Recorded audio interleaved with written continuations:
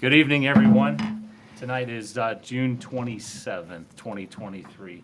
Tracy, could we have a roll call, please? Burble. Here. Harrington. Here. Siddick. Here. Smith. Here. Wason. Here. Thank you. Item 3 is approval of the agenda. I don't think there's anything different about what we have in front of us. Thank you. Second. All in favor, say aye. Aye. Opposed? Motion carries. Sorry for not having the mic down, folks. Item 4 is our consent agenda. There's a long list of things on there, but are there any items you want to pull off to discuss? Good question on one of them earlier. Got a motion for approval, please. So moved. Second. All in favor, say aye. Aye. Opposed? Motion carries. Item 5 is time for public comment. If you're not already going to be on the agenda this evening for an agenda item, but have something to share with council, now is your time to do so. Going once, going twice, I'll close public comment. Item 6, Josiah, engineer's report. Thank you. A couple updates on projects. City Hall site work continues on the parking lot still, the various portions of the parking lot, including the one by the police station. Building contractors are still inside on electrical, mechanical, rough-ins, a little bit of drywall work. The exterior brick is started, and there'll be some cast stone will be the next material you'll see going up on portions of the building. Jones Boulevard extension, the punch list was completed. That was on the consent agenda tonight to finish that out, accepted as complete. So it's good to have that one wrapped up. Penn Meadows Park, we awarded that at the last council meeting. It looks like, talking to the contractor, all their contract documents are in, and that'll probably start like the week of the 17th is what we're thinking for the Penn Meadows Park project. We need to get a pre-construction meeting scheduled for them and work out all the exact dates.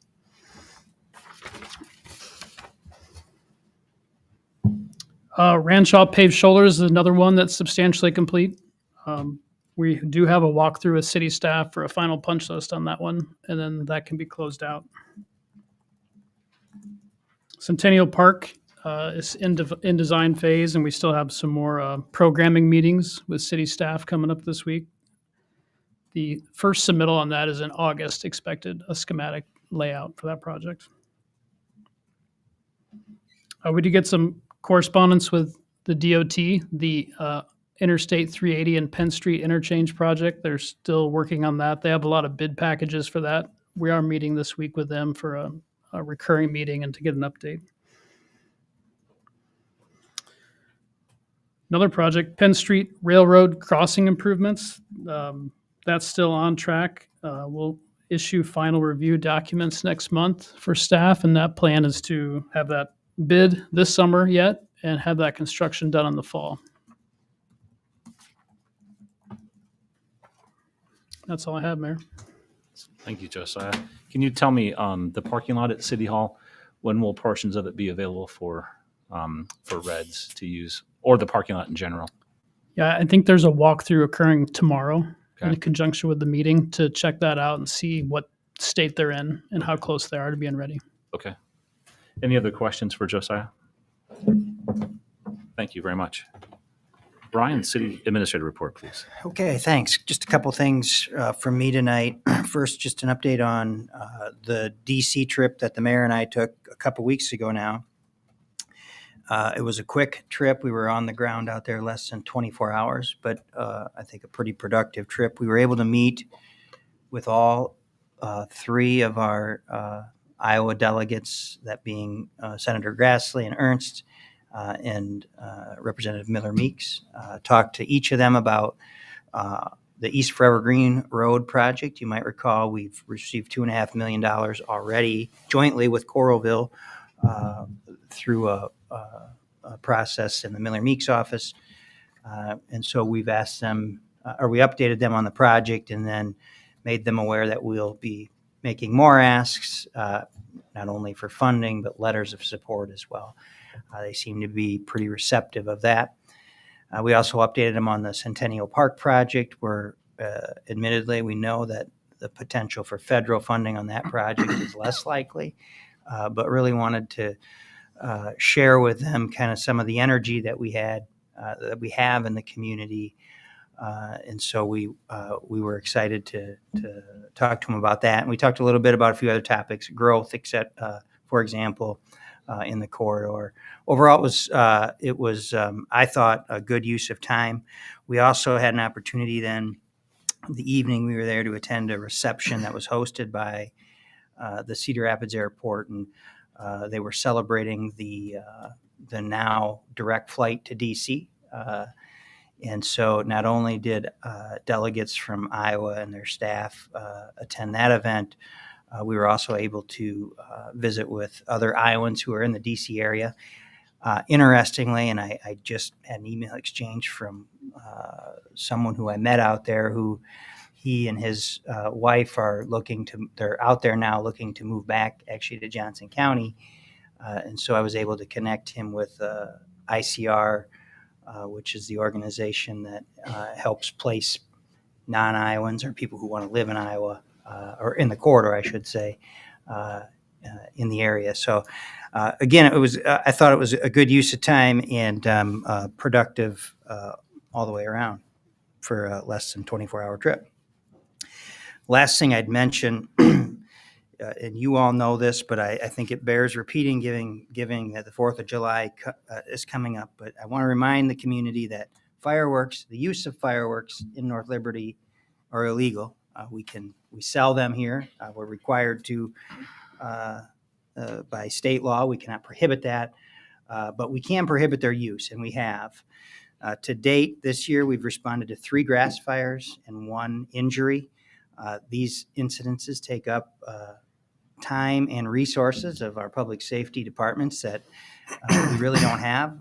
And so I would just urge folks, especially as dry as it's been, to not ignite fireworks in North Liberty. I would add that in the most recent incident, we were able to use Ring doorbells from the neighbors who were willing to share, and ended up charging a 17-year-old as a result of a grass fire that started in a subdivision. Following that incident, because we were hearing that there were reports of the fireworks stands selling to minors, we did some compliance checks. Both fireworks stands in North Liberty failed on Friday, and so they were issued simple misdemeanors. That's what we can do. We cannot revoke a permit or anything like that. But we are taking this issue serious.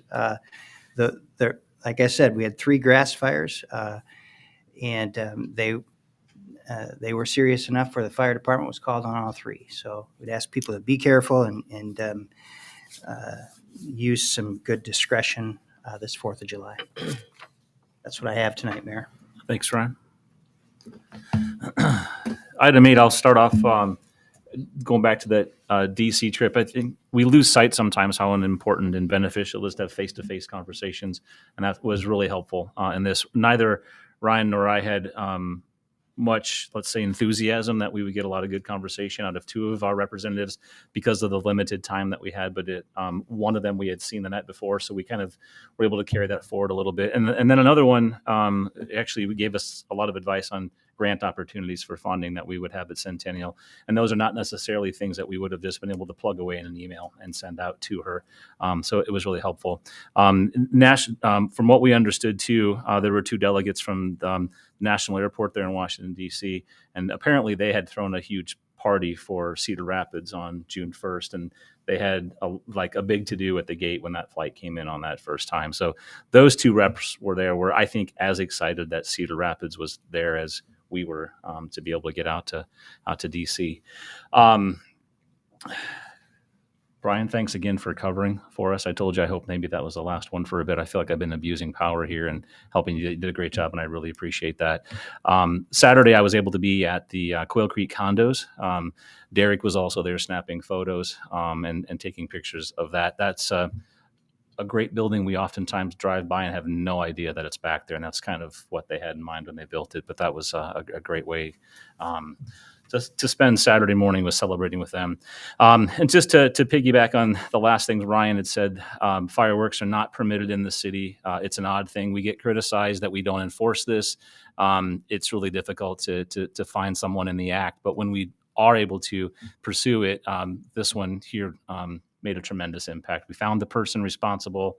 They are accountable, and also found out that they acquired them underage and then went to those fireworks stands. So we do what we can as a city to enforce, and it takes a lot of good evidence and actually to move forward and cooperative neighbors. So, and again, I'll just say, don't light those things off. It'll burn faster than it would in years past, and also just conserve water.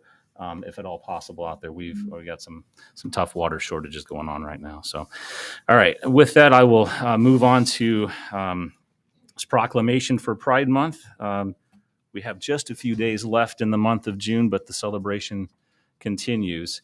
Whereas the city of North Liberty seeks to honor the history of the LGBTQIA+ liberation movement, celebrate the rights of every individual to live their authentic truth, and to support the rights of all citizens to experience equality and freedom from discrimination, prejudice, and violence. And whereas the city of North Liberty is committed to supporting visibility, dignity, and equality for LGBTQIA+ youth and adults in our community.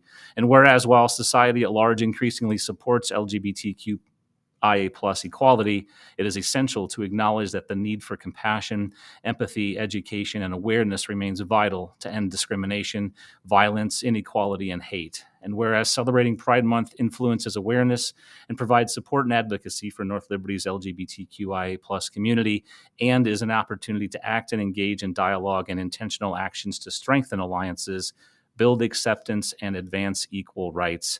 And whereas the mayor and city council call upon the people of North Liberty to embrace this principle and work to eliminate prejudice everywhere it exists.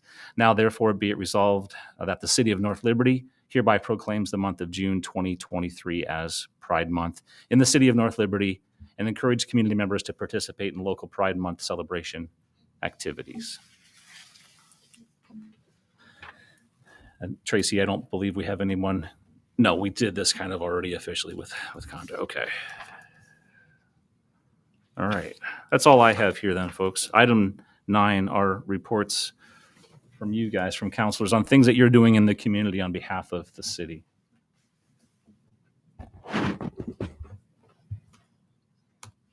Fire when ready, you guys. All right. Let's see. Last Tuesday, Ellen, was that last Tuesday?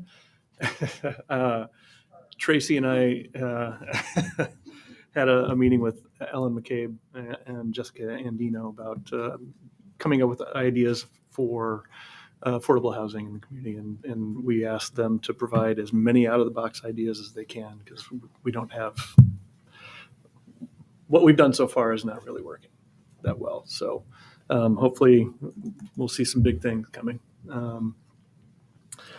Let's see. I did attend the Mexican Embassy reception. Chris was there.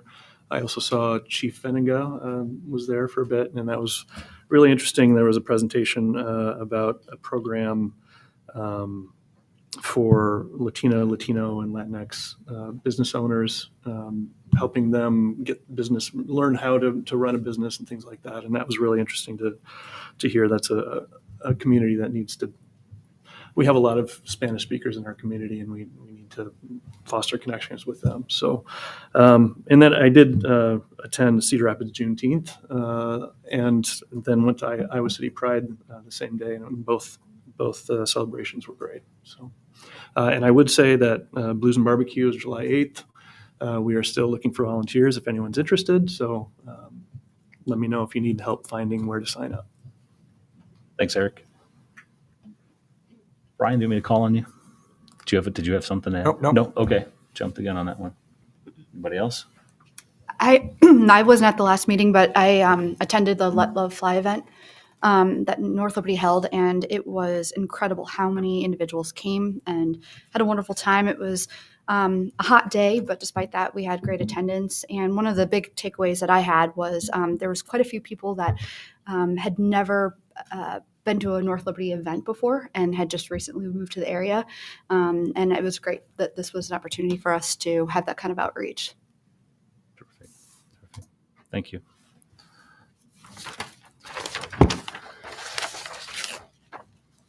All right, item 10 is board and commission appointments.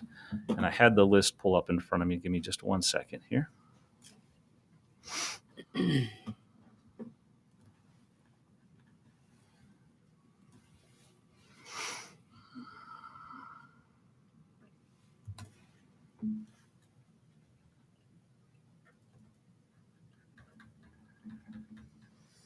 I do have, Mayor, I do have it handy if you need me to read Oh, I got it through right them. here. Thank you. Okay, Appreciate it.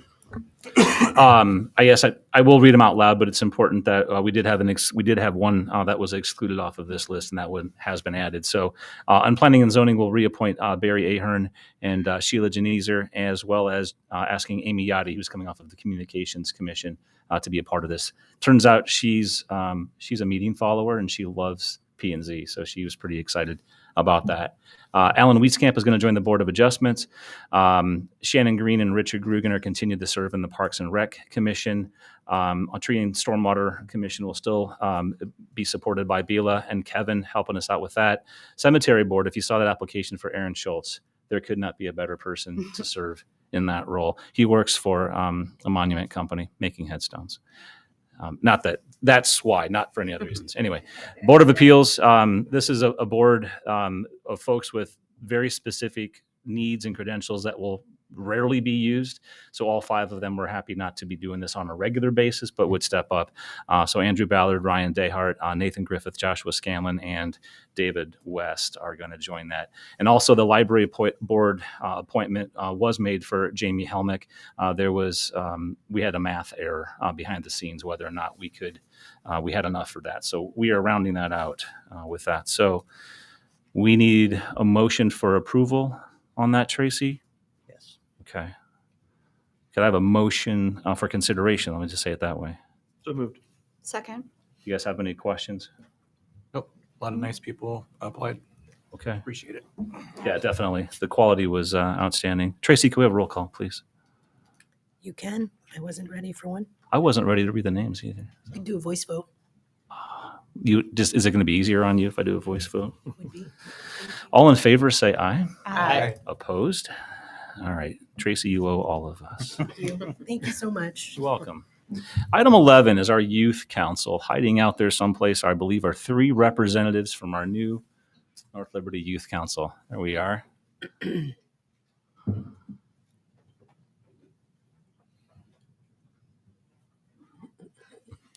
Hi, everybody. I'm Micah Ariel James. I'm the Outreach and Equity Coordinator for the City of North Liberty, and I also coordinate our North Liberty Youth Council program.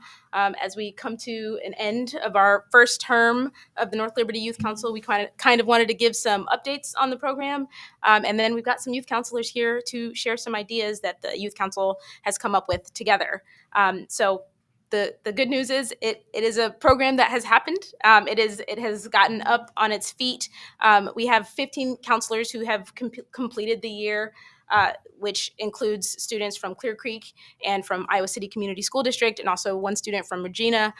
It is a group of students who have diverse perspectives that they have brought throughout the year to talk about a number of topics. The work that they have done so far has led to a couple of youth-focused programs that are actually upcoming. One that I'll highlight is Summer Summit. Registration is now open for this program, which is a brand new program that the city is starting to support youth mental health and wellness. So it's an opportunity for youth to, on July 29th, get together and partake in workshops from 10 a.m. to 2:30 p.m. We also have a workshop and support session for parents of teens who might be dealing with mental health needs. That will be from 1 to 2:30. That information can be found at northlibertyiowa.org/youth council. The information there can also, there's also information there about the fact that we are taking applications for next year's youth council program, which will start up in September. But I want to turn it over to our 3 youth counselors who are here, Leela, Megan, and Olivia. to share some of the ideas that the Youth Council has.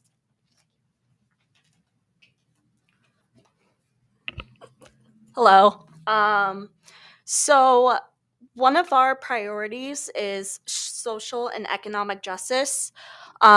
We've seen legislation across the country that could potentially reduce inclusivity and increasing acceptance and advocating for the LGBTQ community and other marginalized groups is important. As Jesse Jackson once said, inclusion is not a matter of political correctness, it is the key to growth. As for economic justice, the Youth Council believes that more resources need to be put into hygiene and food drives, supply donation events, and mental health resources. All youth should have access to these things. The Youth Council of North Liberty wants to see North Liberty grow into a city that any citizen can be proud of and feel welcomed in. The Youth Council is ecstatic about the Summer Summit and hopes that if it goes well, North Liberty will continue to do similar activities throughout the years. Hi, my name is Leila Strand. I'm an incoming senior at Liberty, and I wanted to talk about sustainability. The Youth Council believes that sustainability is a key issue in North Liberty that we would like to see expanded upon. We are focused on pollution of the air and water, as well as North Liberty in general. We're specifically interested in initiatives that bring together the community while also addressing this issue. For example, we proposed a competition among North Liberty neighborhoods where the neighborhood who recycles and collects the most trash would receive an award. We think ideas like this would, again, bring together the community while also addressing this issue. Additionally, we want to focus on equitable programs and distribution of resources in this area for North Liberty. We also, as an extra idea, believe that community gardens would both bring together youth and help them interact with the city while also encouraging sustainability. So, yeah, we hope that these initiatives, will help address these issues. Thank you, Leila. I am Olivia Rowling, and I'm going into 10th grade at CCA. Another priority of the youth council is lack of youth activities. One of the biggest issues facing youth is isolation and feeling disconnected from the community. This issue is at the top of the Youth Council's list of areas of improvement for North Liberty, especially for teenagers. The North Liberty Recreation Center is great for those who enjoy swimming, reading, and basketball. However, youth who don't live near the center and do not have access to transportation, as well as older children and teenagers who are not interested in those activities, are left with few entertainment options. Improvement in public transportation in North Liberty could allow youth to more easily connect through things such as the rec center. Lack of transportation options, such as public buses, creates loneliness between youth who are unable to otherwise travel, as they are unable to operate or afford a vehicle. We want to focus on encouraging youth to get out and enjoy our great city by creating more teen-centered venues. However, youth are not able to reach such venues without transportation available to them. Thank you. So as you'll note, you saw the full letter that the Youth Council has composed in your packet. They have begun to do some things to sort of address some of these items. In August, as a part of the summer send-off, the Youth Council will be hosting a film screening as a way of getting teens to come out and see a Marvel movie, and as a way of diversifying some of the programming that is being offered to youth. But the hope is that the Youth Council and other youth can continue to be in conversation with the City Council and with other leaders and representatives to advocate for programs and opportunities like this. any questions. Do you guys have any? Okay. Can you tell me again, Micah, can you repeat the dates for the that summit on, I think it was July 29th? It is, What are you yes. calling it? Summer Summit. Summer Summit. Yes. Very catchy. Yeah, the idea is that it's about 3 weeks before school starts. So go back to school with some tools and resources to be ready to take it on. And then do you have a date in August for that movie screening? Yes, that will be at Summer Send-Off, which is Okay. August 19th. Thank you. Is there a cost to attend the summit 14th? There is no cost. It is a free program, but registration is required. Awesome. Cool. And I'm putting you all on the spot. Is it possible that you guys can come update us, like maybe, I don't know, once a month, once a quarter? It's great to see you. I haven't seen you since last year up here and at that first or second meeting. So if you can come back and just provide us some updates, sometimes it's a kick in the pants we need and a reminder of what we maybe need to keep doing. Absolutely. So. Yeah, there are some changes that we want to implement for next year, and that's one of them. More Awesome. Frequent interaction with the city council and with other commissions or boards and other city staff as well. Awesome. You guys have any other questions? Mayor, we all of us sitting up here know how difficult it can be to put your ideas out there and look for support and help grow the community. So what you guys are doing is really important, and we hear you. I want you guys to know we've all read your letters, and the interaction that you're having here does matter to us. We are listening, and we look to bolster this communication and relationship between the councils because what you guys have for priorities are very important to us. Thanks for being interested in doing this. It's important to have young people involved. Thank you for giving us the opportunity. Our pleasure. Anything else? All right. Good job. Now you should sit and watch the next hour or so. You're welcome. Yes, thanks. You're welcome. Speaking of the next hour, yeah.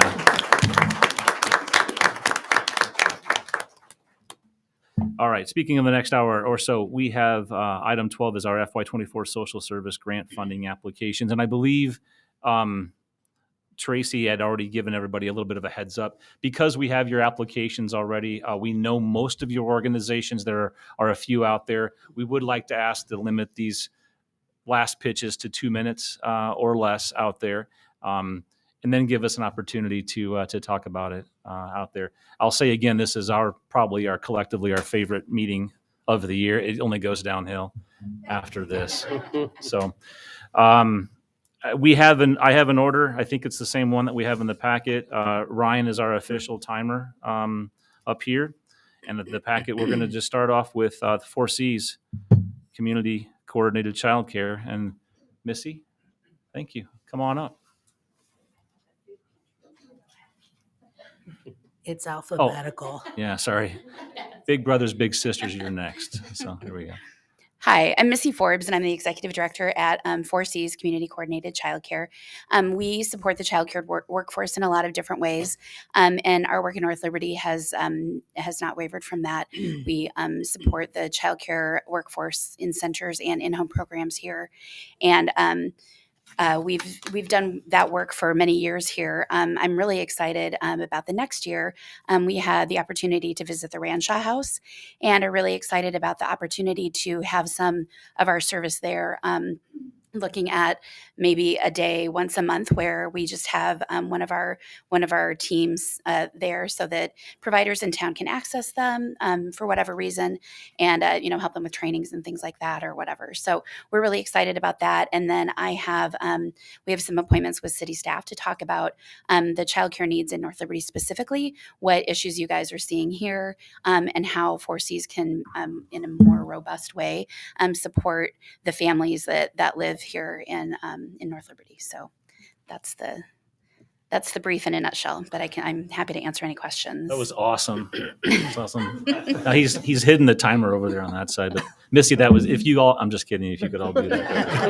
That was perfect. Thank you. Okay. Thank you very much. Thanks. I've got a 2-minute timer myself. Oh my goodness. 2. So I'm Dina Bishara. I'm the Program and Outreach Specialist with Big Brothers Big Sisters, standing in for our Executive Director, Delita Thurnis. So thanks for your patience and kindness with me. We've been serving the community by matching volunteer bigs with the littles, children in need of one-on-one positive relationship with an adult since 1976. We currently have just over 30 littles from North Liberty who are matched in our program. This doesn't count our program at North Central Junior High, our after-school program. That's about 20% actually of our community-based bigs, which is pretty great North Liberty representation, because last I checked earlier today, North Liberty is about 13% of the Johnson County population. So we have a great representation of North Liberty littles, and we really wrap around their entire families. We like to emphasize that. So school supplies, backpacks, monthly communication with families. So it's really what we call one-on-one plus, because we really do focus on the entire family at Big Brothers Big Sisters. I think you have in your packet, I like to draw attention to this. It's called a match story. We just like to emphasize that sometimes I think people have the impression that Big Brothers Big Sisters, you just kind of grab a kid and grab an adult and match them and they're on their way, but it's really a much more involved process than that. Family interviews, volunteer interviews, applications, background checks, references, and then monthly, check my timer, 40 seconds. Monthly communication for the first year with the volunteer, the parent or guardian, and the little with our mentoring specialist, which is a child safety protocol, but it's also just troubleshooting relationships, making sure everything's on the right track, all that. So really what we're doing at Big Brothers Big Sisters is harnessing the power of positive relationships and positive childhood experiences in North Liberty. And I'll just end with this quote, which I think I have time to read. After decades of forming hypotheses, conducting surveys, crafting and rewriting definitions, analyzing data, and writing journal articles, the Search Institute researchers and practitioners have arrived at a surprisingly simple conclusion. Nothing has more impact in the life of a child than positive relationships. Thank you. Perfect. Thank you. I feel like there's so much pressure on you all now to do this in 2 minutes. Next, we'd like to hear from the Center for Family Services Global Network. And Joe, I believe, is out there for us. Oops. All right. Moving on is the Center for Workers' Justice of Eastern Iowa. Mr. Sharif.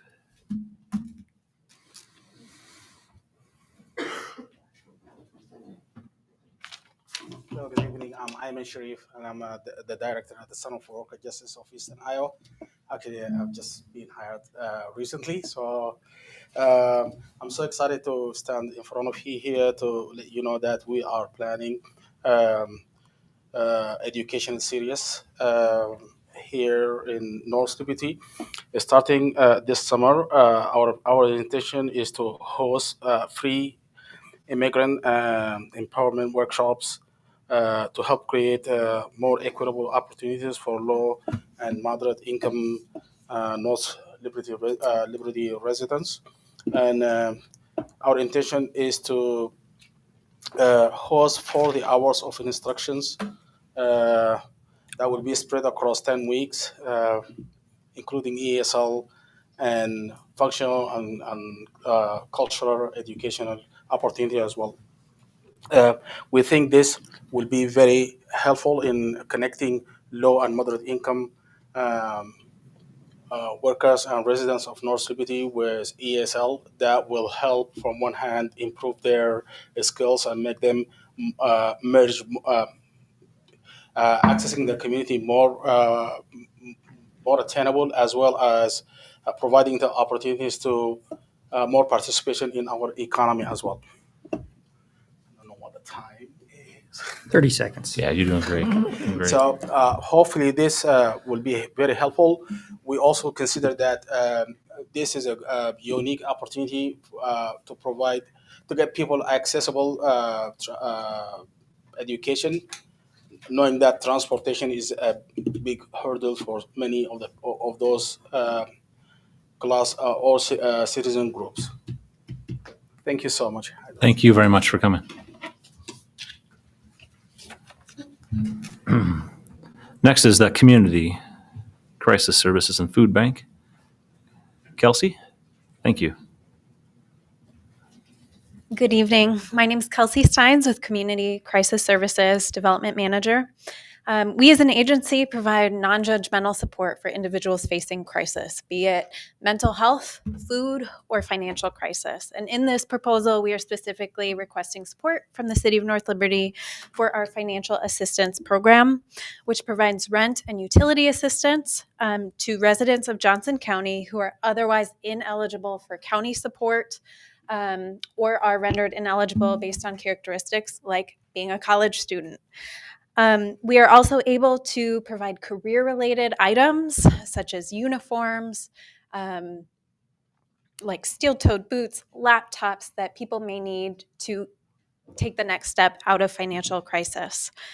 In the past year, we have supported 101 households in the city of North Liberty, 309 individuals, which is up 80% from the last year. Similarly, dollars allocated to residents of North Liberty have also doubled. With the reduction in SNAP benefits, other public assistance programs, the needs we are seeing are greater and greater. So we appreciate your consideration of support to help North Liberty residents break that cycle of crisis when they're facing financial need and therefore disrupt the entire cycle of crisis from going further. Thank you. Thank you, Kelsey. Next is the Corridor Community Action Network. Maybe not. Okay. Next then is DVIP. Melissa, awesome. Uh-huh. I promise we'll still do the 2 minutes though. All right, I'm going to give you these. Yep. Hi, this is Melissa Russell and I'm Christy Dozer and we're with DVIP. I want to thank you all for the opportunity to talk with you. Because we wrote an application and I know you guys know us well, I'm going to focus on some of the new things we've been doing over the last few months. First, I want to let you know that in just the last 60 days, we have served 35 individuals in North Liberty, 9 adults and 26 children. And so we are on target to match our numbers from last year and the year before that. What I will also say is over the last few months, we've had some cool improvements. One, we just added a new board member who started in April with our strategic plan, just a little baptism by fire for that individual, who is a representative with the North Liberty Police Department. And we're really excited to have Alicia on. She's already making some tremendous connections for some of the new law enforcement officers there and our Johnson County staff person who's only been with us for a little over a year. So it's been some really good networking that's been happening. Food pantry, we've also started our open hours there. While we've been really well connected with the food pantry for many, many years, this is our first time actually having open hours there on a weekly basis, which makes us accessible in an incredibly new way. Similarly, with Ranshaw House, we've been using that location for a little while. And intend to also look at putting some office hours, regular weekly open hours there as well. It's all about that visibility. And I also want to thank the pool staff and the Recreation Center and Library for the work that they continue to do in helping to get our information out. So last 30 seconds, I want to show you pictures. You guys have been phenomenal. And with your ARPA funds, you did give DVIP $25,000 for our new shelter, which is literally going to start being built any day. 4th of July is going to mess with things a little bit, but wanted to share with you some pictures of the renderings of the building. It is on its way, folks, and we are so, so excited. And so I want to thank you again. Pleasure. All righty, that's it for us. Thank you. Thank you. We'll have these pictures over here in case you want to take a look at them. Next up is Families Helping Families of Iowa. Is Amy out there? Brochures in case. My name is Amy. I'm the Executive Director of Families Helping Families of Iowa. We work directly with youth who are in out-of-home placement, foster children, children who are in kinship care. I am here asking for support for our program. We served 12 children in North Liberty last year. And so I'm asking for support for our Spread Your Wings program, which provides scholarships for extracurricular, dance, gymnastics, something to get children engaged, feel welcomed, feel involved in their community. And then the other program is our Senior Celebration, we send cards with gift cards to our graduating seniors. They beat the odds. They've graduated. We got a thank you letter from a young man who is going to use it for dorm equipment for when he gets into college. And so we are just so grateful for that. And I think that's it. I am going to end with that. You have our proposal, you have our brochure, and thanks for your time. Thank you, Amy. Next up is the Friends of the Center. Emily? Thank you. Hello, I'm Emily Edrington. I'm here from the Iowa City Senior Center on behalf of Friends of Iowa City Senior Center. We are a community center located in downtown Iowa City with programming at satellite locations, including in North Liberty at the library and the Ranshaw House. We are a community center dedicated to helping older adults stay active, curious, and connected.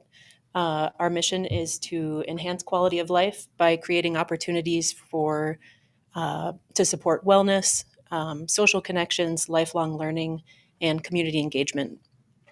So our grant request centers on three areas of services that will continue to provide to North Liberty. So one is to sustain the Senior Health Insurance Information Program, which is a service of the state of Iowa. Senior Center is a SHIP site, that's the acronym, Senior Health Insurance Information Program, where we provide Medicare counseling for anybody that needs help navigating a really complicated landscape of information. So for the last couple of years, we've been offering appointments for folks here in North Liberty so they don't have to travel to Iowa City.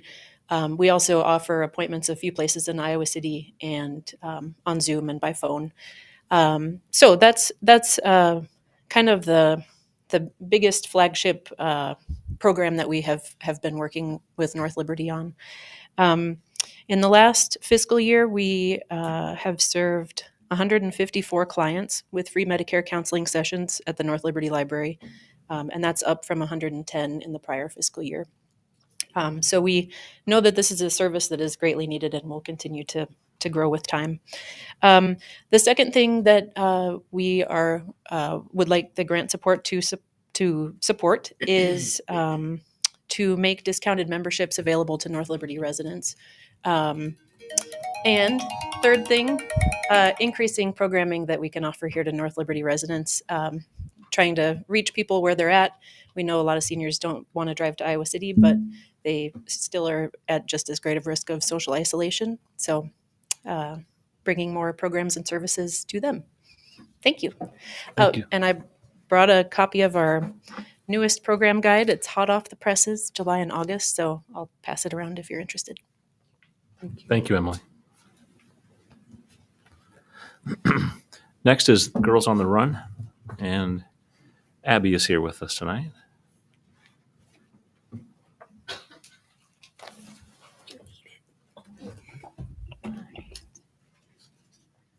Also have my timer. Okay. Maybe. All right. Well, hello, everyone. I am Abby Reuter with Girls on the Run of Eastern Iowa. And we are here requesting a renewal of our project from this past year as well. So at Girls on the Run, we have trained volunteer coaches inspire our girls to build confidence and other important skills through dynamic interactive lessons and physical activity. This is really important because by age 9, girl self-confidence begins to drop. By age 10, physical activity decreases and continues decreasing throughout adolescence. And about 50% of girls ages 10 to 13 report experiencing bullying. Additionally, recent studies from the CDC and results of the Iowa Youth Survey conducted in 2021 showed that mental health crisis that we're experiencing nationwide is having an outsized impact on girls in particular. As early as 6th grade, girls are experiencing record high levels of sadness and suicidal ideation, almost at twice the rate of their male counterparts. While the topic of mental health is really complex, research shows that connection with others and physical activity both have protective efforts in combating anxiety, depression, and even in preventing substance abuse. And those two elements, connection with others and physical activity, are core components of what Girls on the Run provides. Life skills around how to manage emotions, help others, make intentional decisions, and resolve conflicts in ways that they can use at home, at school, and with friends. This past year, with the support of the City Council, we supported 65 participants in North Liberty across 4 different sites, and we are anticipating increasing that to 85 participants next year, adding a couple additional sites with our Girls in the Run program, and also piloting a relaunch of our Heart and Soul Middle School age program, which will launch in spring 2024 to serve as a bridge program for rising 6th graders, helping them go into that middle school timeframe, which every single parent is just petrified of. So an opportunity for them to build connections with kiddos from other schools and go into middle school feeling prepared and like they've got a cohort of like-minded, supportive friends. Awesome. Thank you, Abby. Thank you. Next is Horizons Family Service Alliance, and Melissa. You're not Melissa. I'm not Melissa. You could tell right away. Melissa actually has asthma and had a reaction to the weather today, so I got a last minute call to come in here, and that should be for those 3. Thank you. There's some more if you want to pass those down, a few extra ones. I'm just going to walk you through this real quick. Okay. Do the best I can. Thanks so much for considering our funding proposal. And what this is, it's a breakdown of why we need the funding. So I better put my glasses on. It goes down in fiscal 22. We got received $10,000 from North Liberty, and that paid for 2,881 meals, serving 35 clients. But we actually delivered 4,996. So there's that gap there. And the reason that happens is we're funded through the Older Americans Act that pays for approximately 50% of the meals. So we need to get support from municipalities or go out and fundraise and get support to pay for all those meals. We've never started a waiting list. A lot of Meals on Wheels around the country do have a waiting list, and we haven't done that yet. And the next year this year in 23, we were funded for 2,645 meals, served 40 clients, and we expect to serve 4,381 based on the numbers so far. And again, so that left a gap of funding of $6,560. We requested a little bit of extra money this year, and our meals are actually going to go down a little bit because there's been some changes with the way we receive funding. We used to be able to give people 62 meals a month if they requested that. Our funding this year has cut us down to 31. And so some people, we would give them the hot meal that you're accustomed to, but we'd also give them what we call breakfast bags that would be a week's worth of, cereal, bread, eggs, milk, that type of thing. But that's not funded anymore. So we're down to 1 meal a day. So the numbers are down a little bit. And if we receive the requested funding, we would still have a gap of $1,560.18. So just wanted to help you get a better understanding of how our funding works and why that funding is important to us. So thank you very much. Thank you.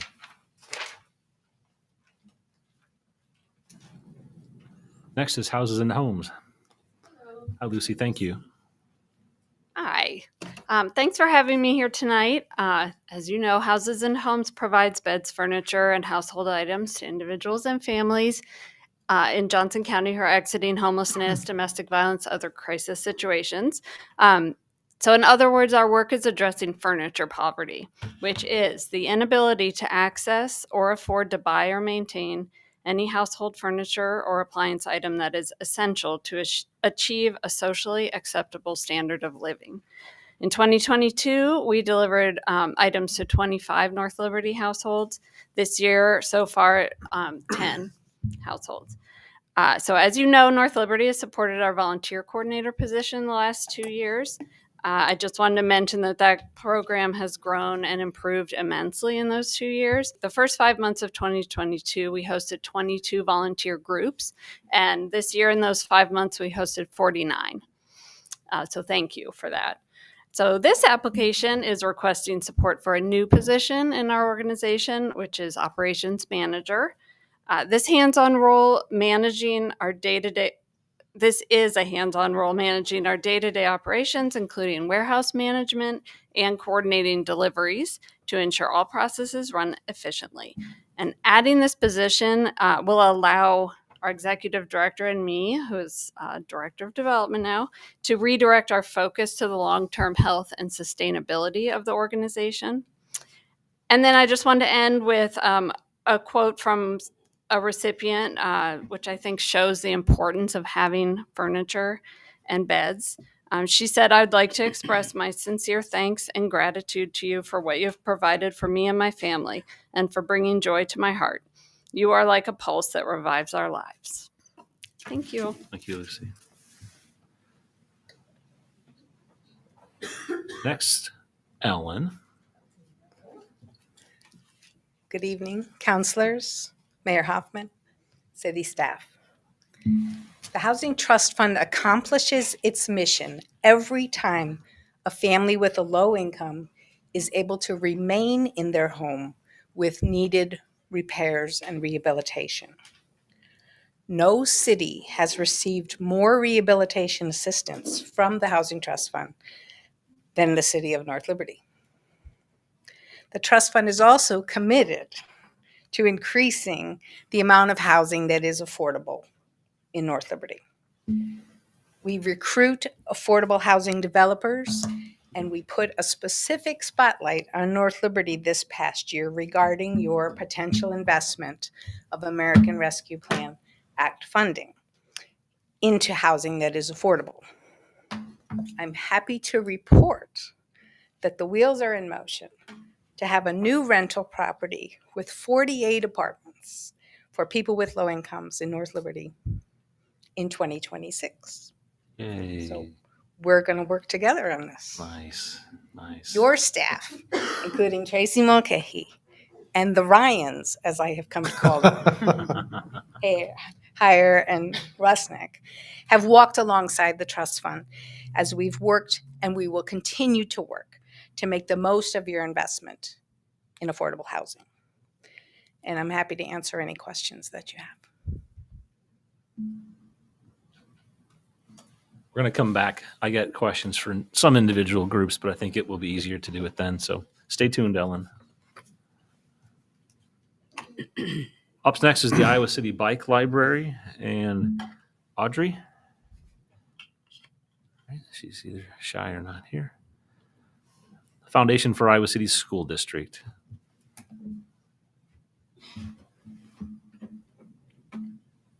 Hi, everybody. I'm Laura Ebbinger, and I'm the new director for the Foundation for the Iowa City Community School District. Thanks for having us tonight.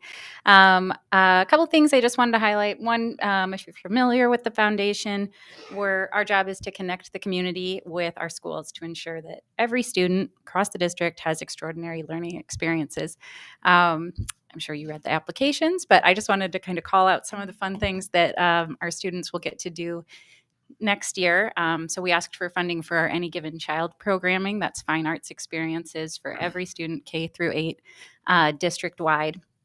And looking at next year, they're going to have so much fun. We've got kids who will be going to the Iowa Children's Museum for storytelling. We've got a Eulenspiegel, and I'm sure I butchered that, puppet theater that's all about elections. We've got the Riverside Theater Visiting Artist Acting Workshop. We've got ballet at the James. Kids will get to go to the Stanley and interact with their African-American art. We'll have Symphony Goes to School at the Voxman. They'll do an animation camp that we partner with Film Scene on. They'll get to do a prairie landscape through our School of the Wild experience and some acting and live arts experience at Hansher. It's so much fun to get to see these kids' faces light up when they have these experiences with our community. And it's our connections with the municipalities that really help make this happen. So we've asked for similar funding as we've received the past couple of years, and that also matches what Coralville and Iowa City do as well. And I wanted to just note, I don't know if you saw that in the application, but we have so many more students coming from North Liberty this year.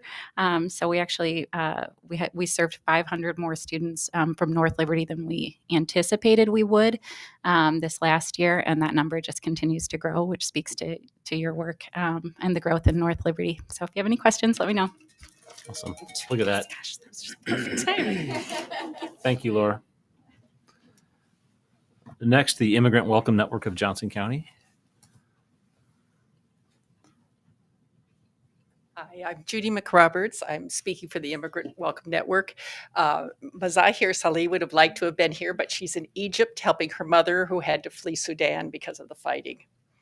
So we are a brand new organization and we're just getting started. Our goal is to help immigrants and refugees who are coming to Johnson County with the process of resettlement. We will be doing this by providing free temporary housing for up to 45 days in our Welcome House, help in getting a job, help in finding permanent housing, help accessing services and completing paperwork, and help with translation and learning English, and finally help with transportation. We will accomplish this through our staff and our network of volunteers and people in other areas. Particularly, we're going to have on-site assistance at the Welcome House so that people can have help right where they're living. We will have a supportive employer network that will help families and understand the needs of families that are coming in with limited English skills. A compassionate landlord network who are willing to work with families who are renting for the first time in the United States, and supportive community of volunteers. We intend to serve all of Johnson County, and we wanted to focus particularly on North Liberty because we know that housing is less expensive here than in some other areas. And we know that when we look for permanent housing for these families, it's going to be likely that we are estimating as much as a third will end up in North Liberty. And our work benefits North Liberty because helping families resettle allows them to be self-sufficient more quickly, and that reduces the need for supportive services and the pressure on the services in the community. We're asking for funding to help with the initial rent and furnishings of our Welcome House, and also staff, equipment, and supplies. Thank you for considering our application. Thank you, Judy.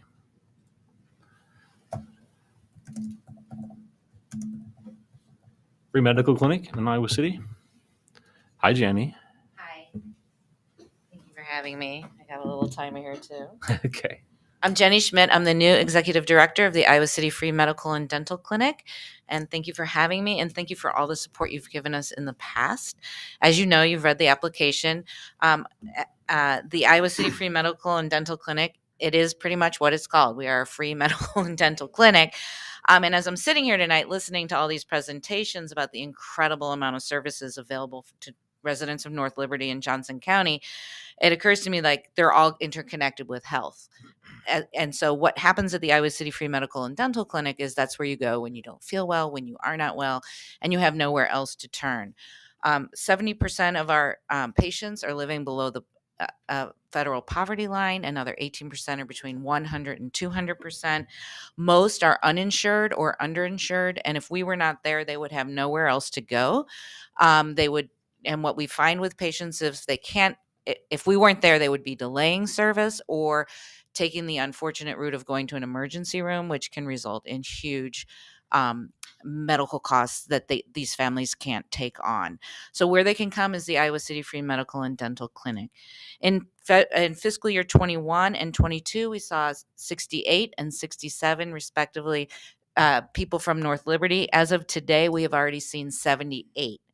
So the money that we're requesting from you, we're using a simple formula of about $110 per person is what we figure it costs to keep the lights on.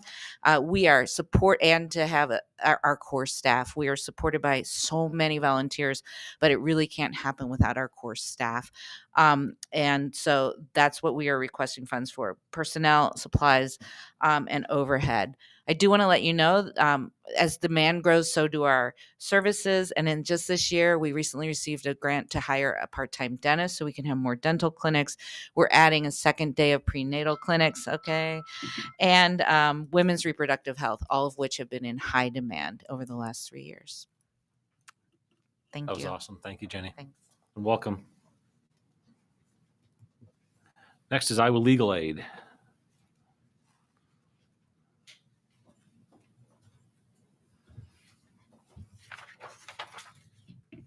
Good evening. So you all, I'm sure, know enough or a little bit about Legal Aid. We're a nonprofit law firm statewide. We've been in existence for 46 years. We provide free professional services. And like the previous speaker, I've been impressed by the range of different services that North Liberty residents have access to. And professional services of a lawyer are extremely important to those that need it, but can't afford it. And as you can imagine, there's a lot of people who, even if they're not very, very low income, still cannot afford a lawyer because, frankly, when we charge by the hour, we as a profession are quite expensive. The most interesting thing, I think, for your purposes tonight, I think, is the fact that we have a help desk at the Johnson County Courthouse that we've been operating for 2 years now. After the eviction moratoria ended, we realized there's still a huge amount of people facing eviction because of the lingering effects of the pandemic, loss of income, etc. And frankly, people who are being evicted almost always don't know anything about the process or their rights or their defenses. So, and our help desk allows us, we've gotten grants from Wells Fargo and other sources. We've been able to provide that service without regard to income. We still ask, and most of our clients are in fact, quite low income. Else, most of these cases are about non-payment of rent. They wouldn't be there if they were swimming in cash. So we've been able to help 70 residents of North Liberty in the last year, affecting about 210 when you count their family members. So it's a privilege to be able to keep doing this work, and we appreciate the support. Thank you, Jim. Thank you.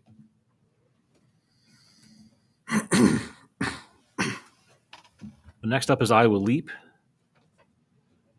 There we are, right there. And Randy? Good evening. My name is Randy McDonough, and I'm a very close friend of Julie Robinson and also a staunch supporter of her work with Iowa Leap. Julie sends her regrets as her family vacation was planned prior to this meeting.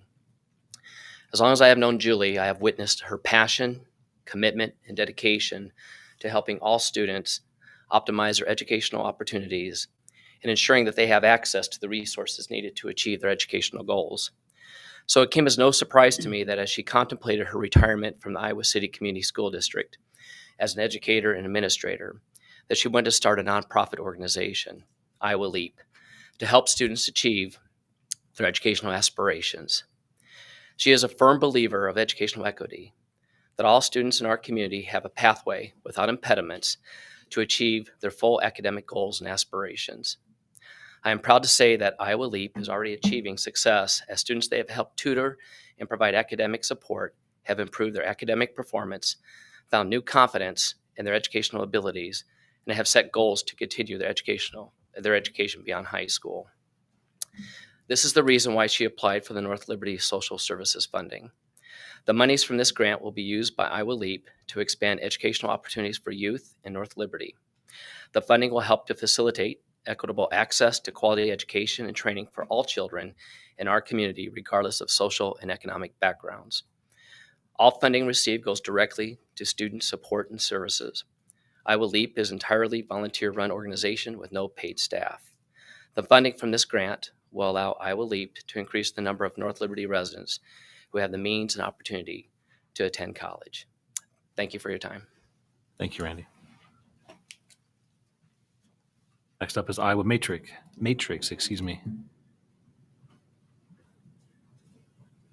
Stacia? Awesome.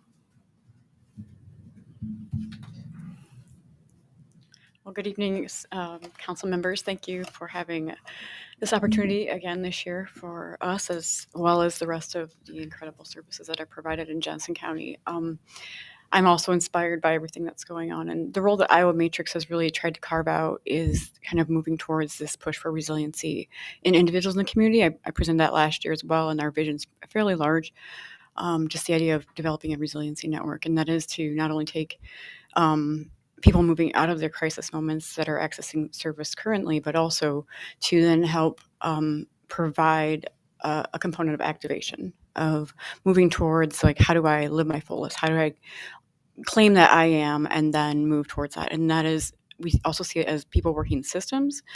So we've really been striving towards strategically kind of investing in components of resilience in populations that we previously identified within the scope of what we want to do in the longer term.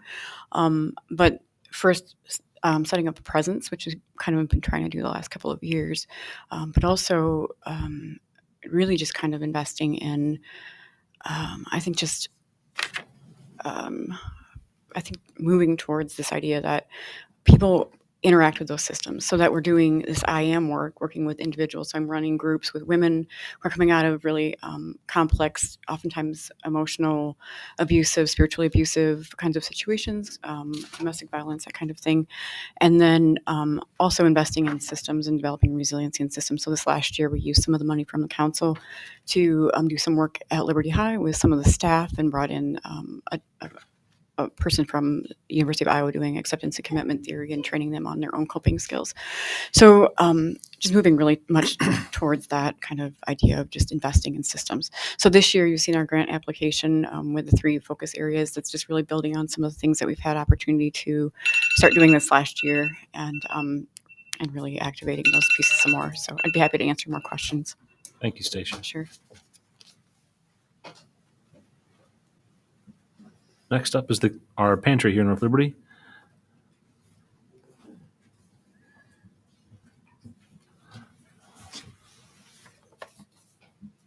Thank you, Council, for your time tonight. My name is Leslie Alvarez, and I'm the Director of Operations at the North Liberty Pantry.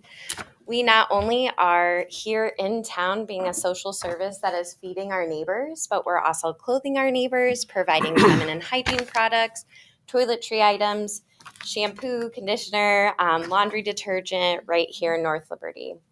Unfortunately, with the continued cuts in funding at the state level for SNAP benefits, we have seen increased demand for our services here in North Liberty, which is something that until you come over to the pantry, you don't quite understand the need that is here, right here in our small community. If you look at the front of this with just our updated year-to-date stats, I pulled these today before I came over. So this is January 1st to today, from 2022 and then through this year. We have already seen a 45% increase in the amount of visits to the pantry on that basis. We have also seen an increase of the pounds that we serve to our families of 43%, and we have seen an increase of the families that we're serving has gone up 31.5%. In April, on the back of this, you see that we hit some record numbers of visits per day was 95, visits in a month, 1,109, pounds of foods distributed. And I am almost sad to say that we already broke all of those numbers in May. So in May, all of those numbers were broken. We have seen record year-over-year numbers, record month-to-month numbers. So the demand is there right here from all of our neighbors. We are filling out new forms every day for people coming in, needing their bellies filled. And that's one of the most important things, right? That basic human right of making sure that you can provide food for your family. The quote on the front of this page is super important, I think, to see. This was from a new client this year that said, since her husband died, she lives alone for the first time in her life. And because of the pantry, she knows that she can get food and she can feel safe. So we are just here asking for your consideration again, for your continued support as we have received in the past. Thanks, Leslie. Yeah. Next up is Victim Advocacy Program, and Adam.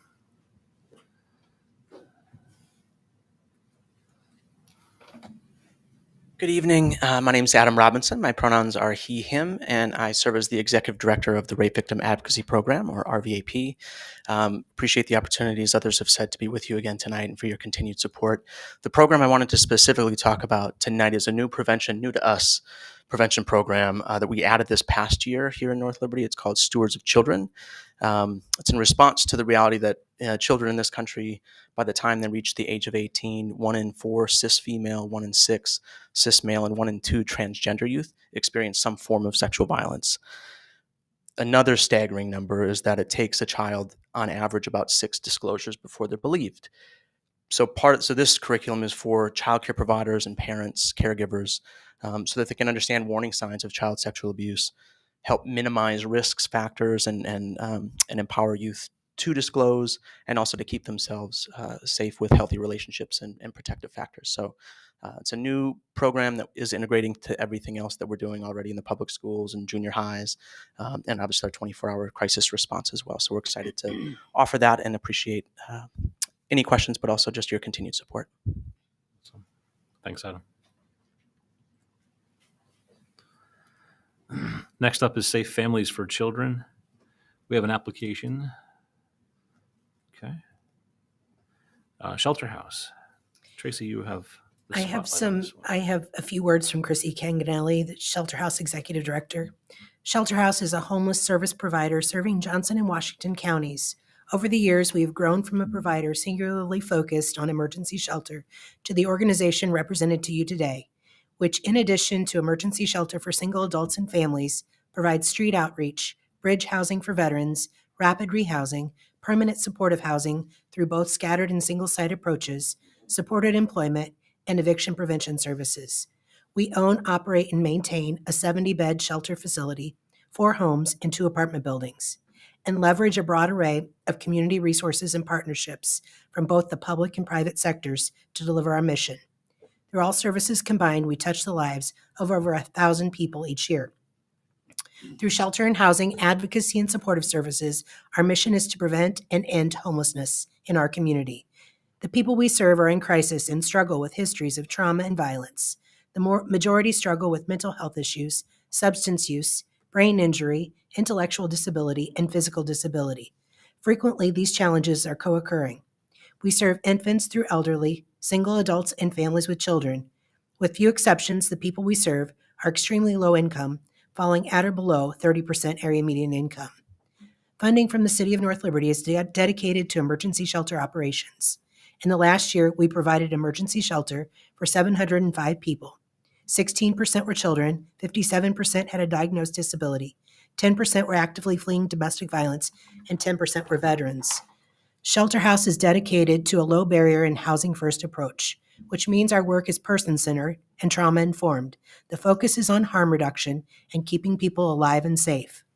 As a low barrier service, emergency shelter provides immediate relief to area first responders and our hospital emergency rooms, as people with complex health and behavioral health challenges are not living their lives on the streets, in encampments, and other places not met for human habitation.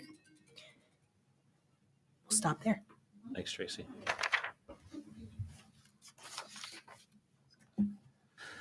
Next up is Sober Living. Hi, Marilee. Hi, I'm Marilee Ramsey. I'm one of the co-founders of Iowa City Sober Living. Seems like a long time ago that I was here asking for a grant, and it was recommended at that time that we had a little bit more work to do, and indeed we did. So we have been very, very busy over the last year. We have gotten a couple more grants. We have done a lot of fundraising and have raised from community individuals and foundations over $65,000. And as of last week, we have a house. We bought a home in Iowa City on the west side. We close on July 19th.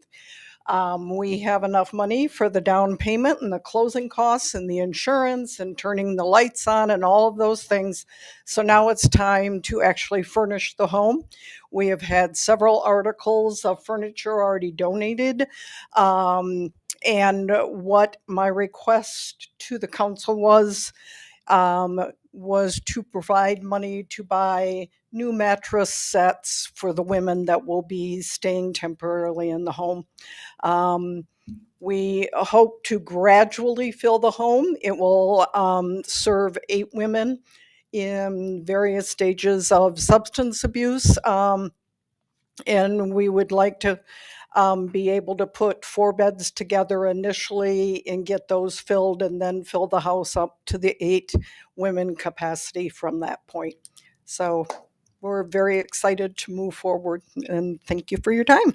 Marilee, great to see you again. Table to table.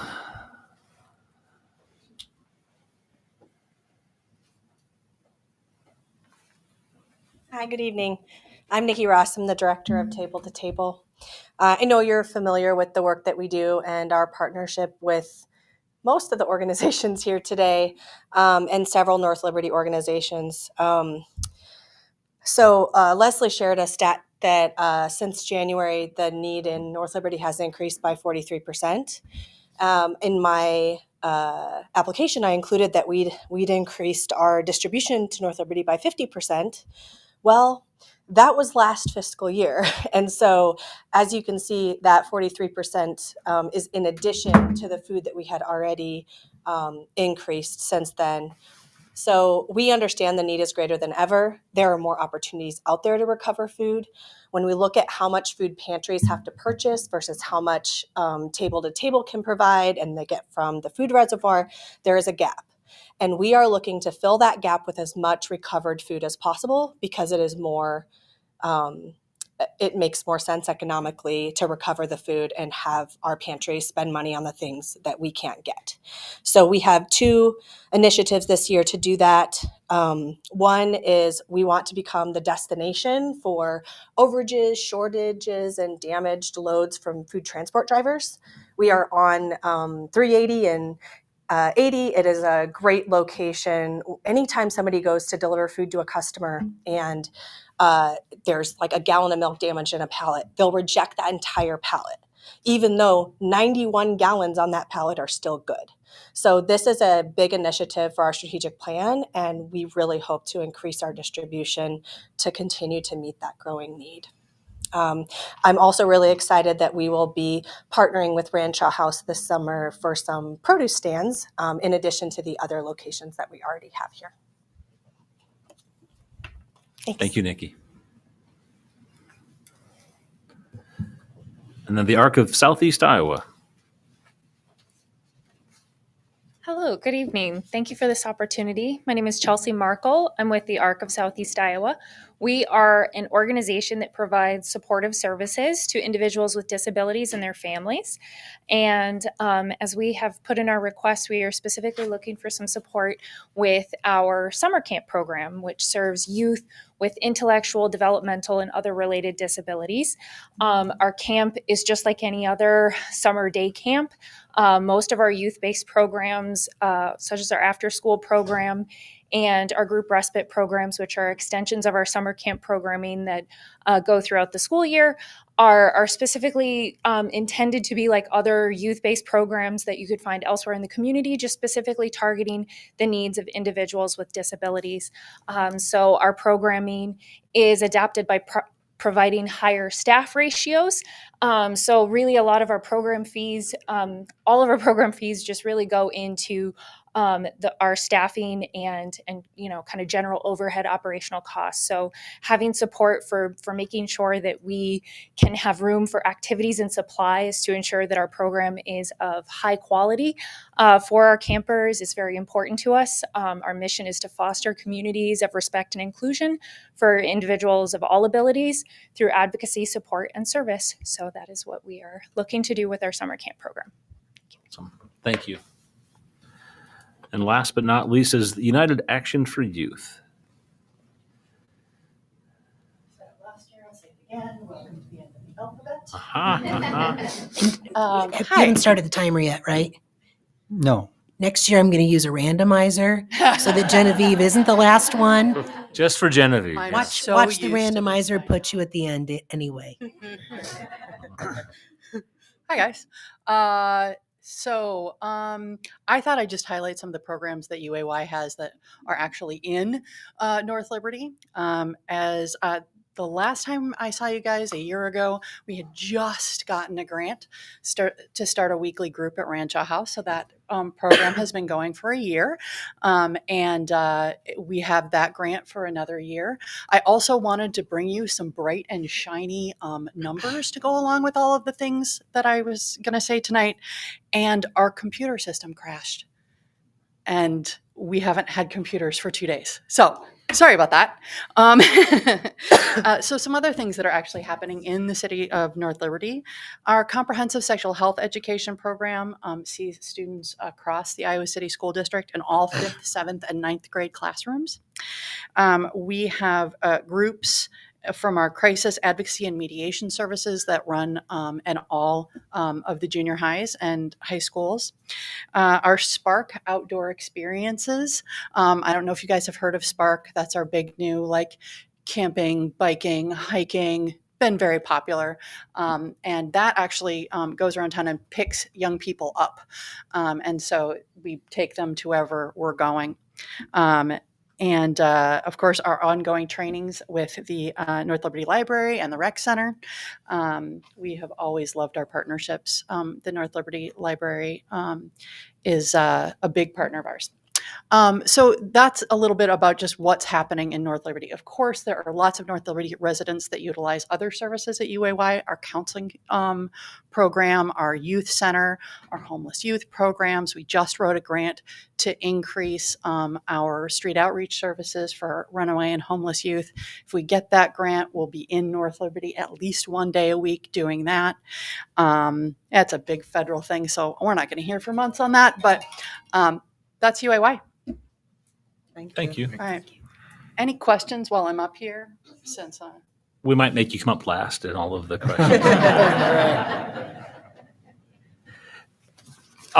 As you can all appreciate, the monies that we budgeted a few months ago won't cover all of the requests that we have out here. So now kind of comes the uncomfortable part. But we also try to work through this diligently. I think all of us have been trained to do homework in advance. We have some numbers already probably individually in mind after going through these applications and working through it as quickly as we can.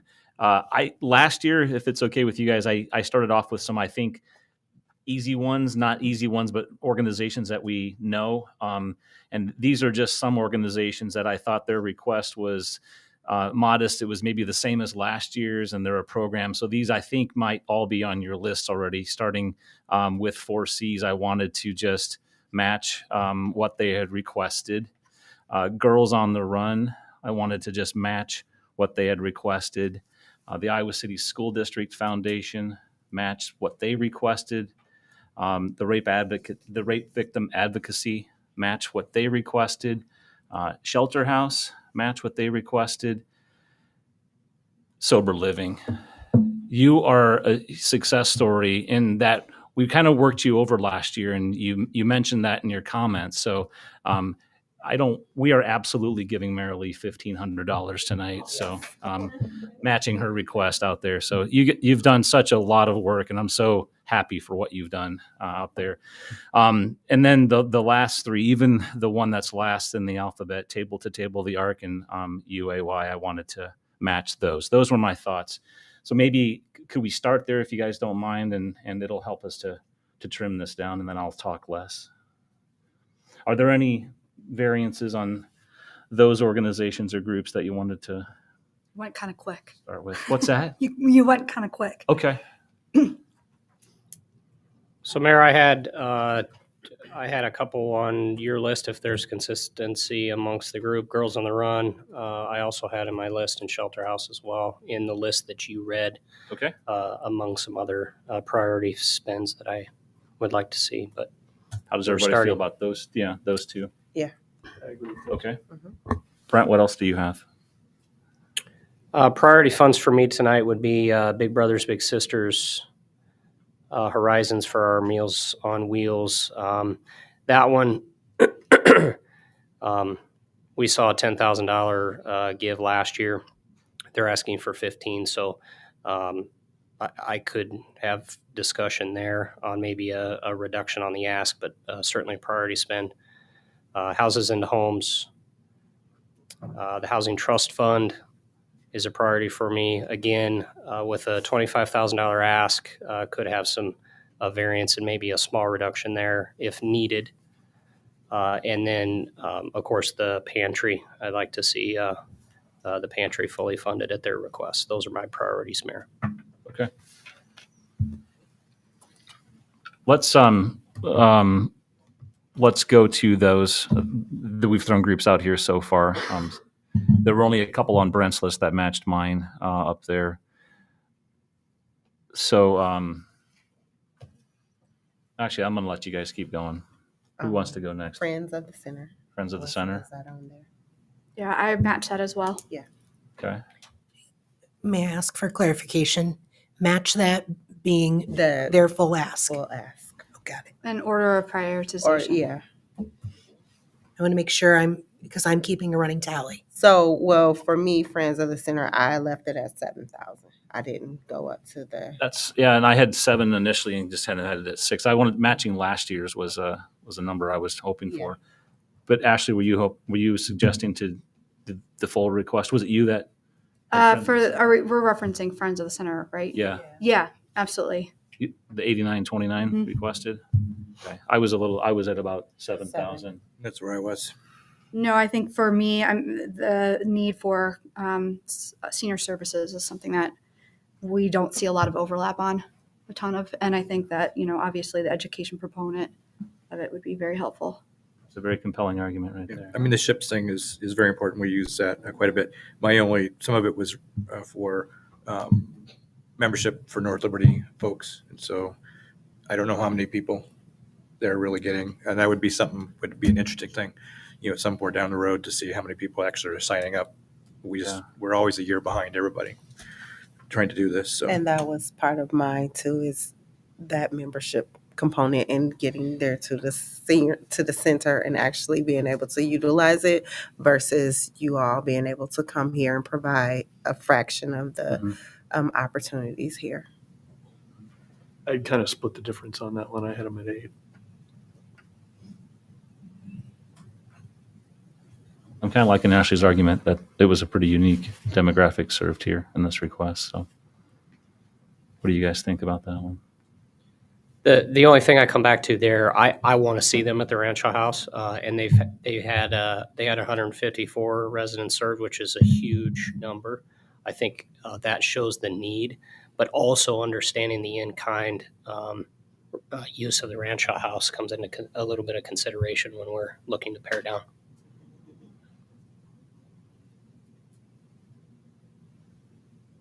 So what's the number you attach to that for paring down purposes?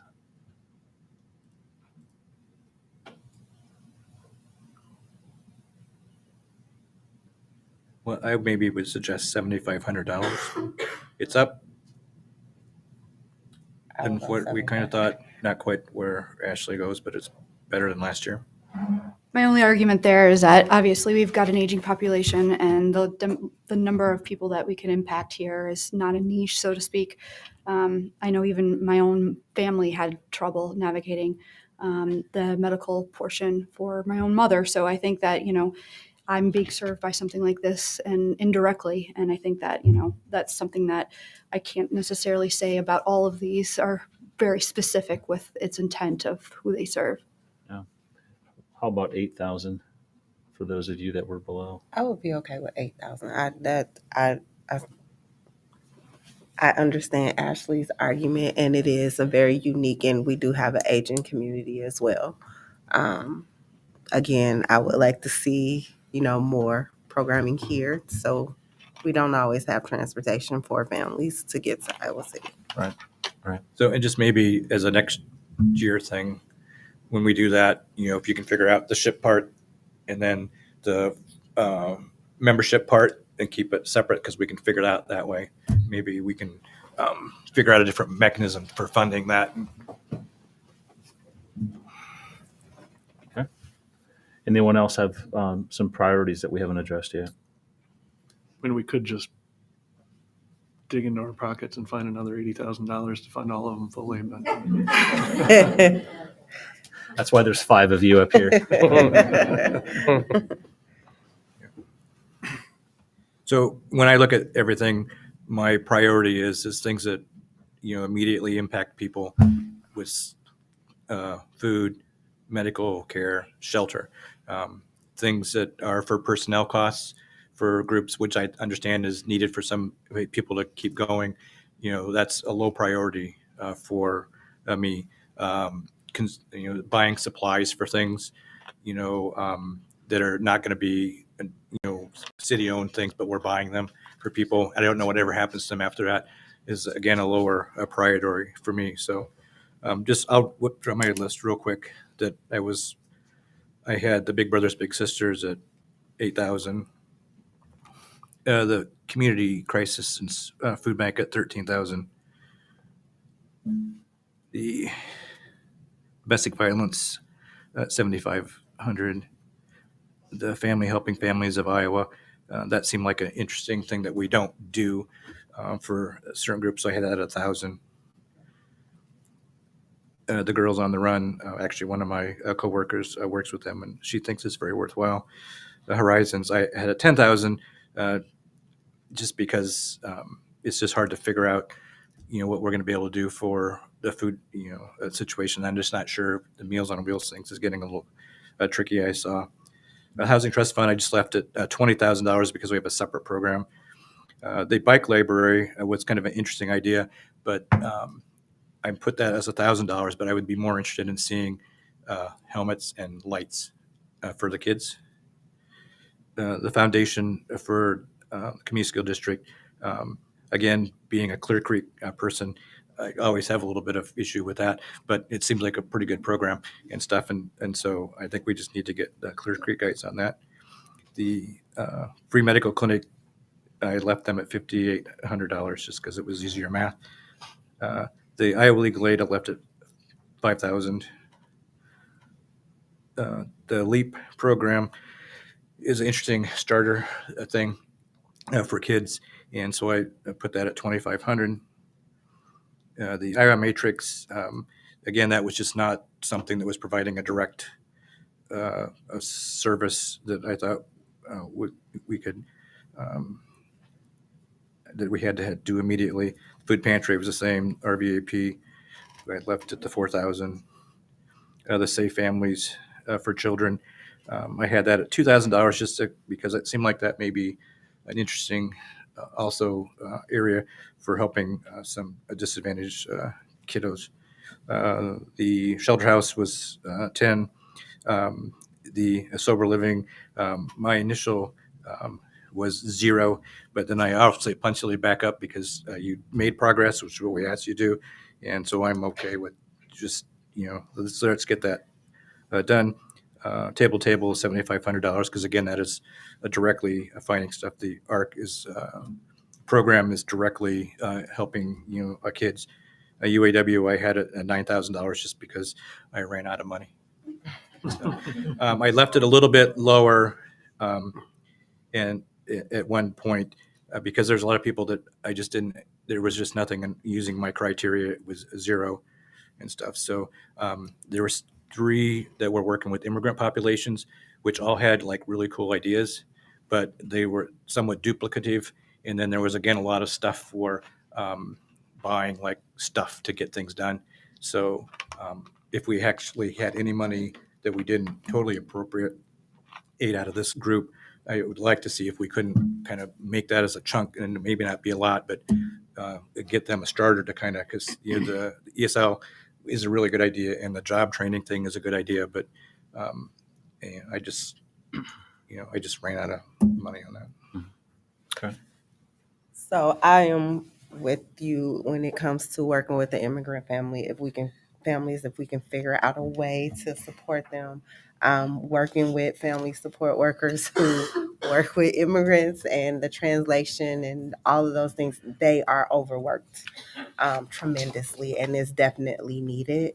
But all of these are very similar in some of their requests with that. So we would definitely have to go back and do that. When it came to the Iowa City Bike Library and just the programming, we're a community that have pretty well off or assumed to have well off families or people that have access to bikes. but we also don't have public transportation, and I would love to see more bike education for our youth and families, and to have supplies. I see how that actually impacts young people as well, to be able to take care of those, and just have the education around it. So I didn't have a specific number, but even $2,500, I would be fine with that. As far as the other items that have already been listed in importance, I agree with what has already been mentioned in terms of amounts. Okay. Eric, I think you're last to go through. No, did you go through your list? No. I haven't. I'm sorry, Ashley. I think. Go for it. Oh, well, I'm actually fairly close to Brian on a lot of things. Okay. I'm on the board for the pantry, so I'm not talking about the pantry. Yeah. I think I had, I had 5 for Four Cs, 8 for Big Brothers Big Sisters. I had 1,000 for CWJ. I had 11.8 matching what they asked for, what they got last year for community. 7 for DVIP. 8 for Friends of the Center. 3,200 for Girls on the Run. 10 for Horizons. 8 for Houses into Homes.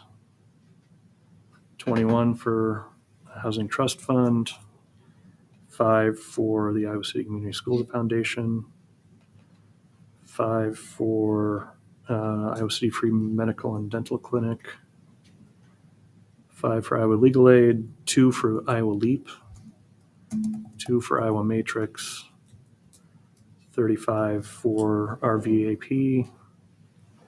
10 for Shelter House. 7 for Table to Table. 2 for ARC, and 9,500 for UAY. Okay. All right, Ashley. All right. Okay, so for Four Cs, 5.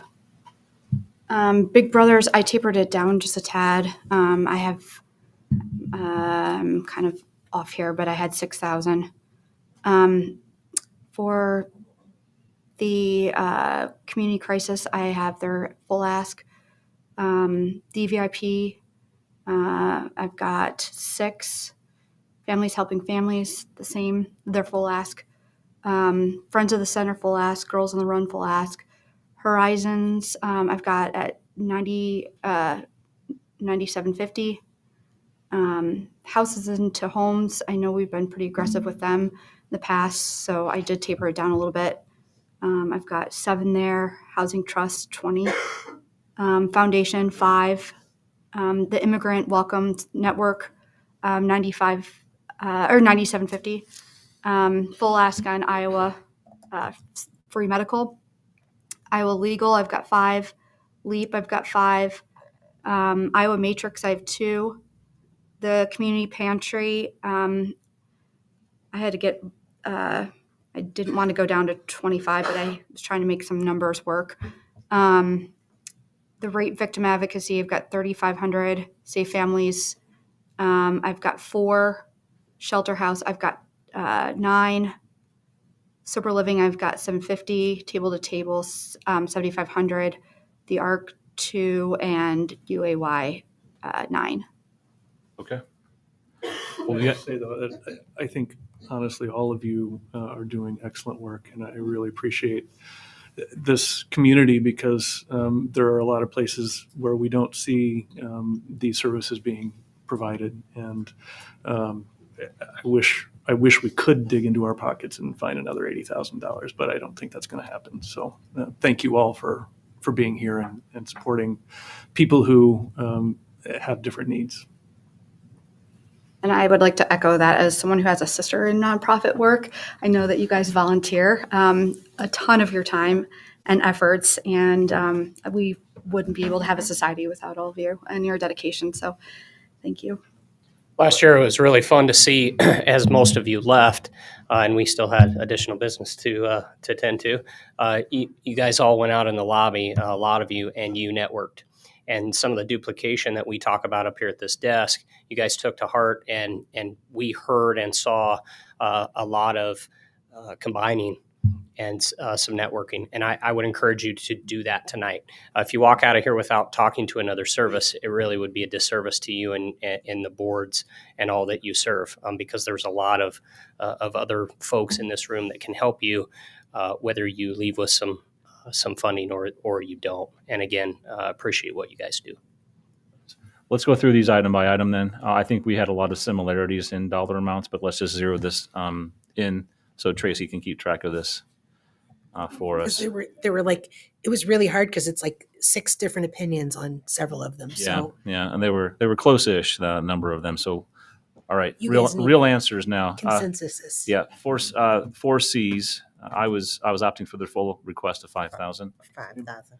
So, Same. Okay. So mine was 0 just because it was all personnel cost, but that was like Okay. so. Sorry, Brian. No, that's yeah. Okay. Big brothers and big sisters. I had 8. I had 8. I had 8. I did. I had 85. I can come down to 8 there. Okay. The Center Family Services Global Network. Is this one of those examples? Yeah. Okay. So what should we put in there for a placeholder right now, or do we have some? I think other they've got thoughts some on? work to do. I think their presentation, well, their lack thereof, I kind of matched a little bit of their proposal in that it just needed a little bit more research and trying to be eloquent here. Yeah, I just think that I'm with you. table it up for. Yep, I'm with you. Everybody else on that one? Yep. Okay. Center for Workers' Justice. I had 1,000 for them. I had 0 just with the ARPA funding that we've done over the last couple of years. Yeah, that's where my mind was also. Anything more than 1,000 here from the rest of you? So this was a different program. So I had 0 because I was hoping we'd have a little bit left over to figure out what it is. Because really, if you look, they had I don't know, one of these was 18 cents. Their budget was like down to a penny and stuff. So I appreciated the effort into putting into that. And it seemed like it was mostly for something. So Okay. if we can find a little something extra, that's where I would go. All right, so we'll leave it at 0 for right now. Okay. Community. This one was. We had some different numbers out there. I had 10,000. I had 10 as well. That's where I had started. I had 11.8. Matches what they did last. Yeah. But wait, their request was 1,500 though, right? Am I reading 15,000. 15,000. Yeah. 15,000. Well, no wonder I'm off. So I had 13. So maybe 12. Seems reasonable for now. Is that okay with you guys? Placeholder 12,000. Sure. Okay. Corridor Community Action Network. I had 0. It Yeah, did this- just because this- it was personnel stuff. This is a tough one too. Yeah. I think there's some overlap with the community pantry and that we would be providing clothing. Agreed. Yeah. Okay. DVIP. Did you skip one? Oh, no. Sorry. That was priority fund for me, Marin, at full. Fully funding that one. That's what I had. The only thing that I struggle with here is that DVIP has a pretty meaty and very talented board for fundraising. So, when it comes to funding, we've always matched them. There might be opportunity for some of the underdogs, per se. What number would you assign to that? I gave him 6. You gave them 6. Okay. I had them at 7. I had them at 7 also. I did too. I can be fine with that. So. Okay. 7,000. I could be all right with 7. Okay. Family Helping Families. I had 1,000. That's what I had. That's what I had. Just because it was a round number. 1,000. Okay. And when we said we'd be all right with that, we're really not all right with that. No, We would- this is so okay, painful. we would. This is just a big struggle. So This is the Thank you, first Brian. discussion of the year. Friends of the Center. 7 is what I had. It's a number I started with, and then Ashley moved me up to 8. I had 8. yeah. I can live with 8. You can live with 8. Yes. Okay. All right. Girls on the Run, we've decided on. Meals on Wheels. Brian, you were talking about something in your relevance. You had What dollar amount did you place on there first of all? Well, I had left it at 10 just from last year. That's what I had left it at as well. I think you had a pretty good explanation, a better explanation than I can come up with, though. I did as well, Mayor. I have 10. Okay. All right. I'll leave it alone. Houses into homes. So again, I had 0 just because it was personnel stuff. Yeah. I think it's a good idea. And Yeah, I guess I've been a little unsure of this one over the past couple of years, and the request is money was used. I guess my question is that volunteer position is now self-sustaining. You have funding for it, and it really took off. You've got a lot of support in through there. And the only defense I have for a lower amount than the ask is that it seems like our community volunteers a lot more hours disproportionately to the community being served in there. So, can we hold off and come back to that one? To that? Is there a number we should just kind of hold as a placeholder for right now? Because honestly, I had it at about $4,000 when I walked in here tonight. I had it at 8, but I had it at 8, Mayor. I know this is your passion group. Well, right and it's more than the furniture that goes out to the communities. It's really been aside from the pantry. The pantry has another large volunteer, not large enough, so don't get me wrong.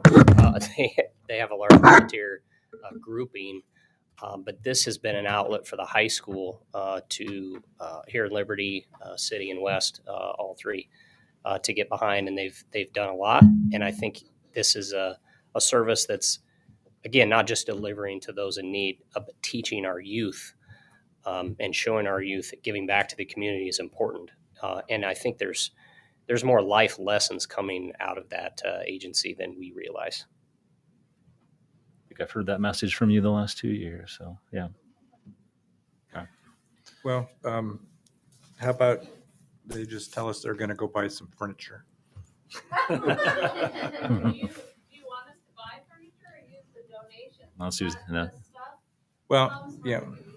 So that's why we spend it on personnel. Yeah. So that's just my thing is just, And being in your warehouse and seeing how detailed and putting things away, and it takes a lot of coordination to do that.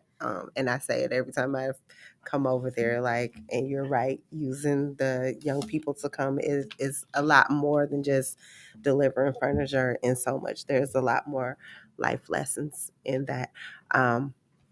I want to make sure that, the programs continue to go, but I also have a challenge with covering personnel when we're making decisions that also, as you can see, so many. So it's not because I definitely support it. But I do want to make sure that we're using those funds to also be able to sustain other things. So. My only counter argument to that is personnel is how these efforts come about. Yeah. And without personnel, none of this would happen. Getting volunteers even for Blues and Barbecue, handing out beer is hard enough. Asking people to donate their time to help someone in need is just compounded. So I think that is just in my eyes, a moot point if it's used towards personnel. All right. Can we? You'll come back to that. Yep. That's a placeholder. Yep. 4. Okay. Would you put in as a placeholder? Put 8 in there. Oh, okay. And you put 8 in as the placeholder. Okay. Yeah. Okay. Housing Trust Fund of Johnson County. I had the same thoughts that Eric did on that. We luckily have a really good project that's going to come here and a lot of money that we've committed already. I had 20,000 in there as my number just to match last year's number. I did as well, Mike. 21. Ashley, Brian, how do you guys feel about that number? I had 20. Okay. Yeah. All right. There we go. The bike library. Do we settle on that one there? I love this, but I think it just needs a little bit more time and development. Yeah, I think that's a great way to put it. And they weren't here tonight either. hmm Okay. Although I see this same program at neighborhood centers where I work at, and it is very fruitful and has panned out very well. And there's great attendance. The kids take care of their bikes. They are learning so much, and it's such a valuable program. So that is why my opinion is to give them some funding. What dollar amount would you assign to I, giving I them just some said funding? 2,500 just as a starting because it's a pilot program for Okay. North Liberty. Okay. I started at 1,000, so That's what I had. 1,500. 1,500. Okay, we'll put a placeholder for 1,500 in there, Tracy. The Iowa City Foundation, we're good at 5. It looks like on that one. And then the Immigrant Network, Welcome Network. This was one of those 3 groups. If we had what we're not likely to have so much money left over. If this plays out, I'm still at about 10 grand heavy going down the rest of this list here. Free Medical Clinic, I have 5. 5. I had 5 also. I have the full amount. I had the 5,800 as well. My argument there is without health, we have none of these conversations. So, Well, I did just know personally that I have used, well, not me, but I've sent people there because I can't find anybody else to take care of them when I have them in the hospital and stuff. So, okay. And I know that it's just growing, and they just changed the Medicaid stuff. So people are going to be rolling off Medicaid. So I think the need was going up. So that was my. Okay. I had them at 5. They serve 78 residents from here.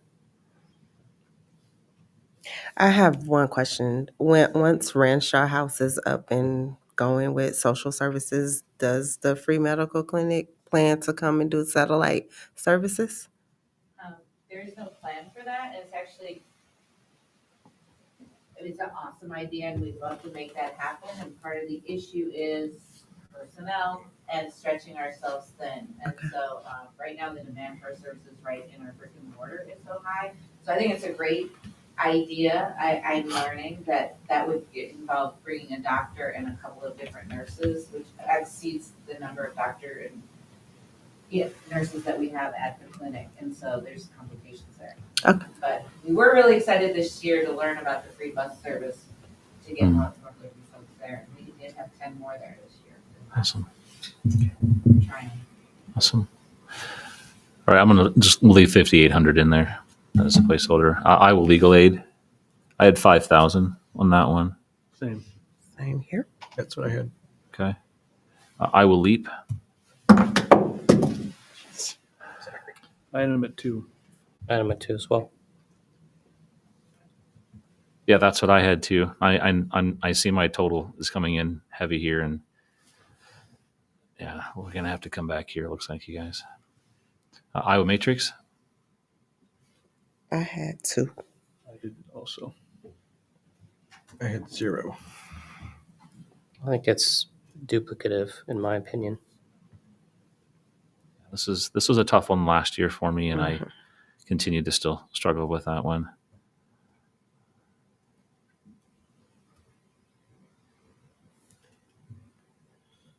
Ashley, how do you feel about that? yeah, I'm struggling a little bit. I mean, they definitely demonstrated that there were some specialized services this year, and there was arguably a elevated need at our schools for this type of programming. So I think that we could provide 2 to be able to support some education proponents that they're facilitating. Okay. Or education pieces, I should say. I'll leave that at 2 then. The pantry. We got to keep Eric out of this. I had set this up a little bit more than last year's. I moved it to 25,000. That's what I did because this is kind of my thought. It's the ongoing part of it. Okay. Rape victim advocacy.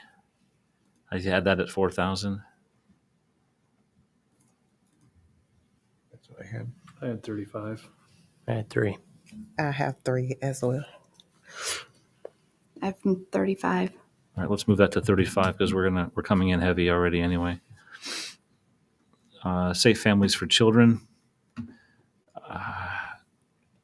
what's the word you use, Ashley?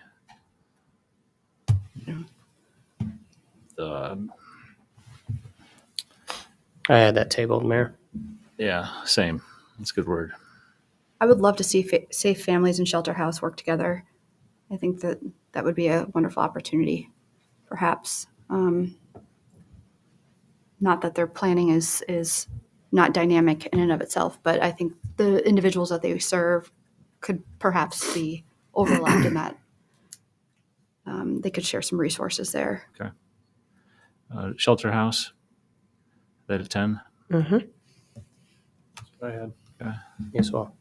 I've already promised Mary Lee $1,500 for sober living. Agreed. Okay. Table to table. I have 7,000. Same. And 7,500, so I guess, you know. Yeah, I had 75 also. We just had to make some little choices here. The ARC, 2,000. 2,000. And UAY, it feels compelling to match what they're requesting on here because of that direct relationship with the city. All right, so in my calculation, that leaves us $7,500 strong, I have 162.5. right? And our budget's 155. Mhm. Yeah, so we're $7,500 over, you guys.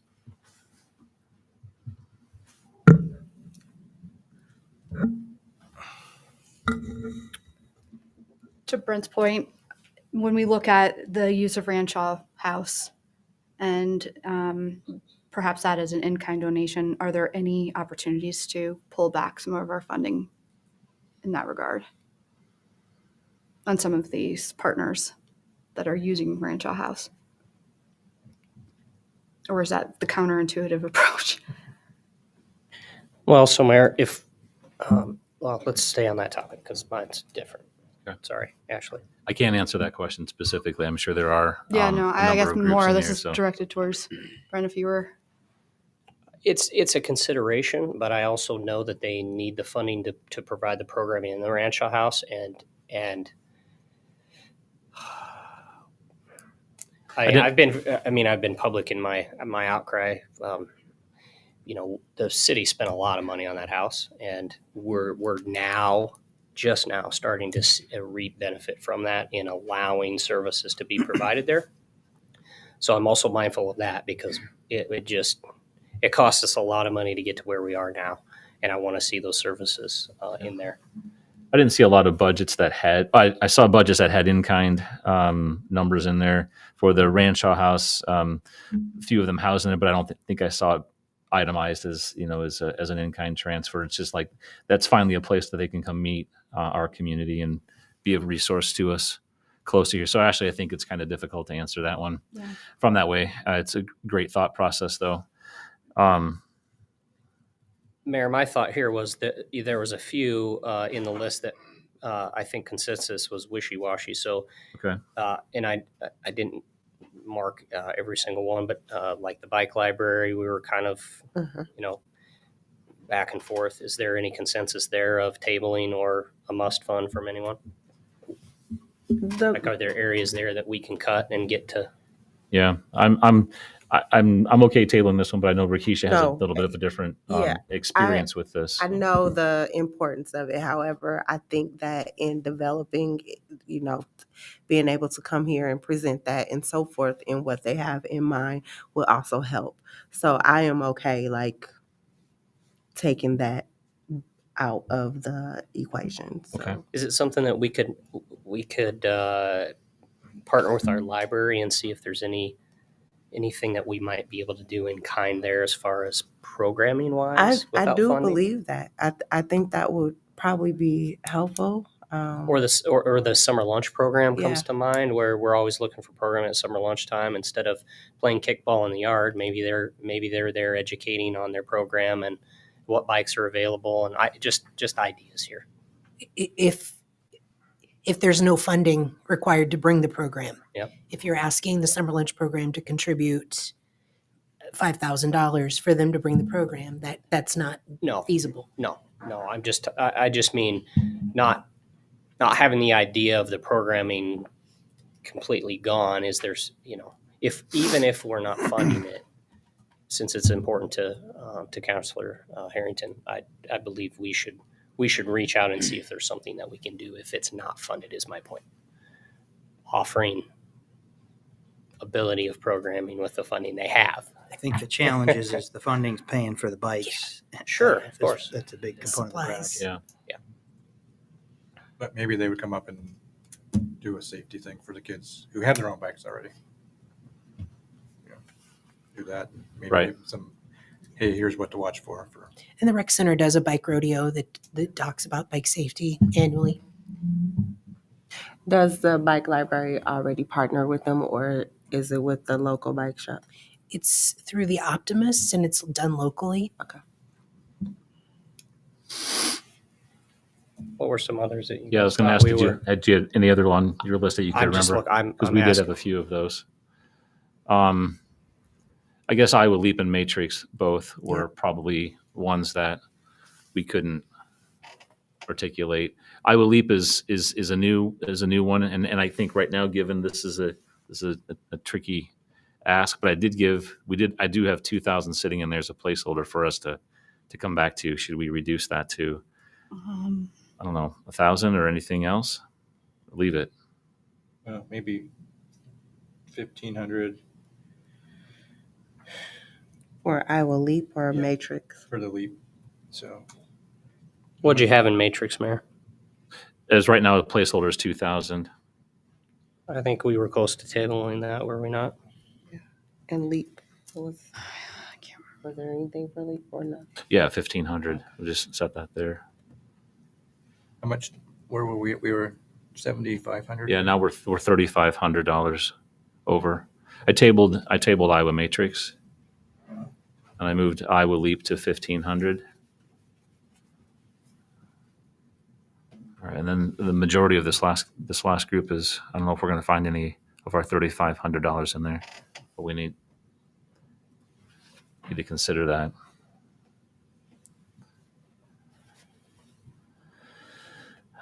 $3,500. Yeah.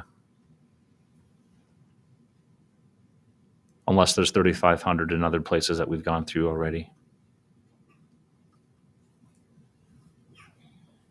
Is Big Brothers Big Sisters funded at this total? That's 8,000. Okay. Yeah, good question.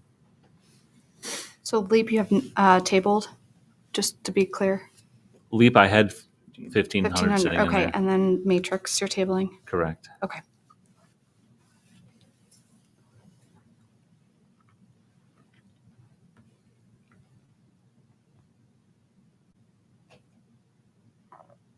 Well, I would suggest maybe we take a little bit out of everything. Of what's left? Yeah, of the ones that are left, and figure out, if we take $250 out of the other ones, is that 2, 3, actually maybe not even that much? That's like $500 a piece, though. That gets us to, we need a little bit more than that. We need about $700 a piece. What if we took it from the larger 1,000 from some of the larger donation or the larger buckets? With the exception of the North Liberty Pantry. I could to leave that where it's at. I could take shelter down 1,000, shelter house, the priority fund, but with what's left and what the partnerships we're helping out with, I could come down 1,000 there, Mayor, if consensus is there. So shelter house, you said 9,500 from 10 to 9, because you had them at 10, okay. Correct? Uh-huh. What's consensus with colleagues on that? I would like to keep that one there myself. I don't know what everybody else thinks. That's a tough one, though. It is tough, but we do have to make choices. I'm trying to pick on my priority groups and not the minority groups. Yep, that's a good point. I think in that way, then United Action for Youth.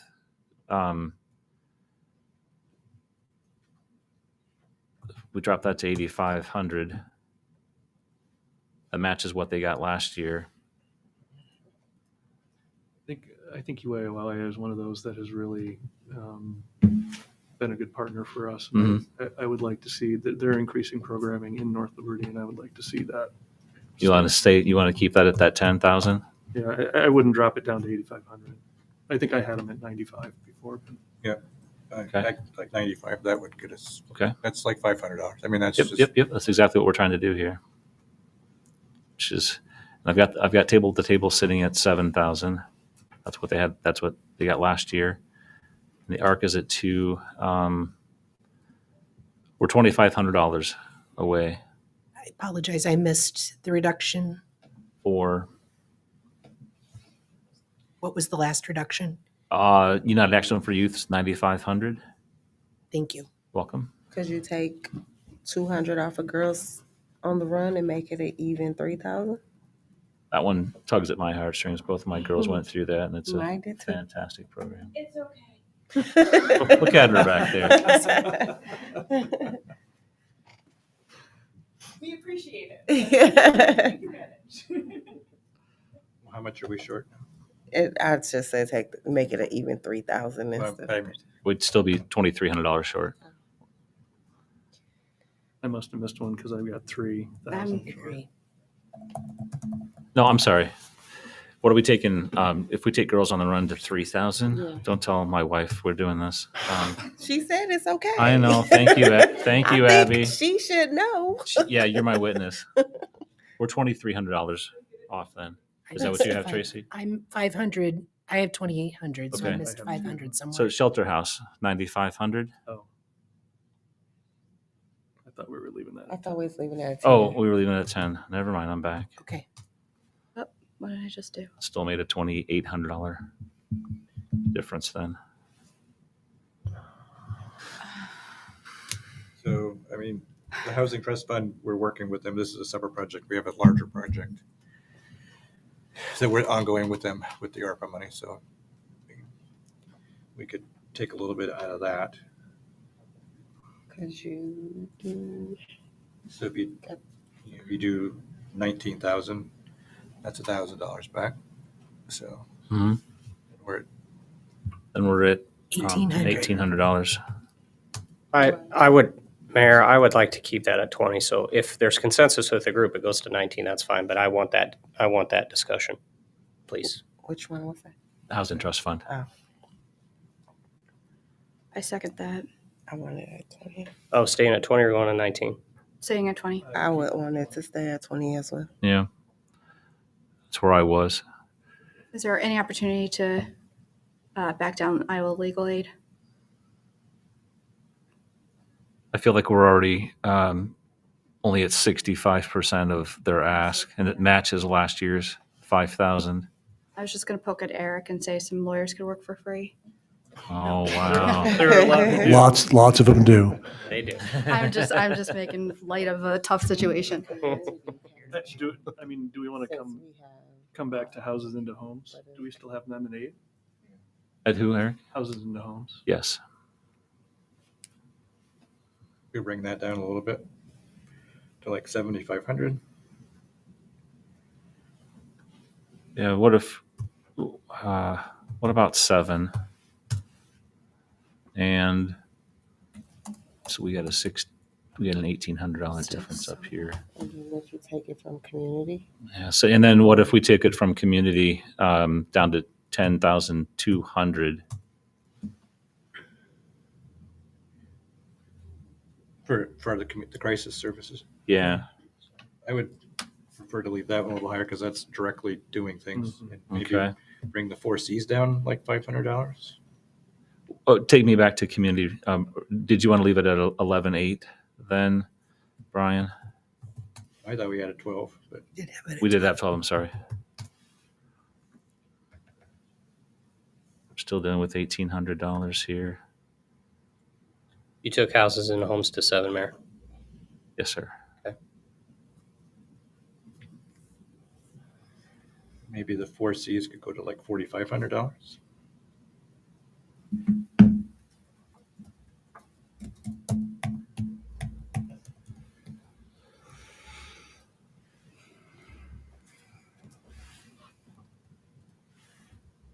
What do you guys think about that one?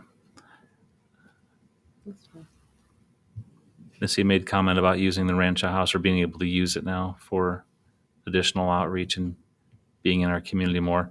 Childcare is something I think that touches most families in one way or the other. If I want to move that one. I'd like to keep it as high as we can, Mm-hmm. but I understand that Mm-hmm. that means something else.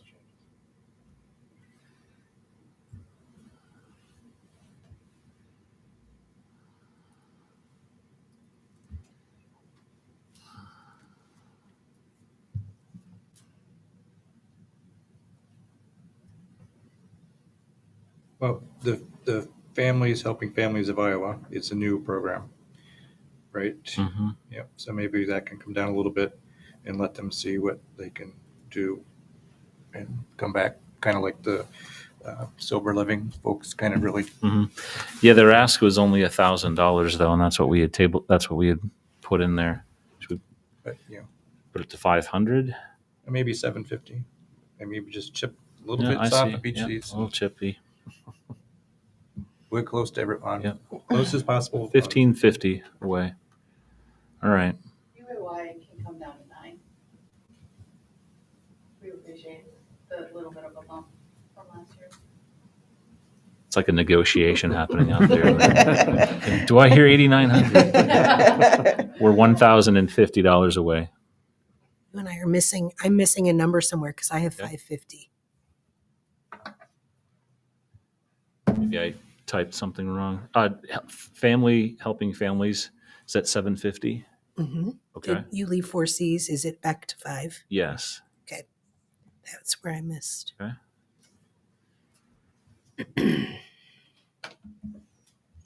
$1,050. Well, we work with the DVIP a lot. We also help some other things. So maybe we can go to 70. Which one are we doing? 7,000? We have 7,000 right now.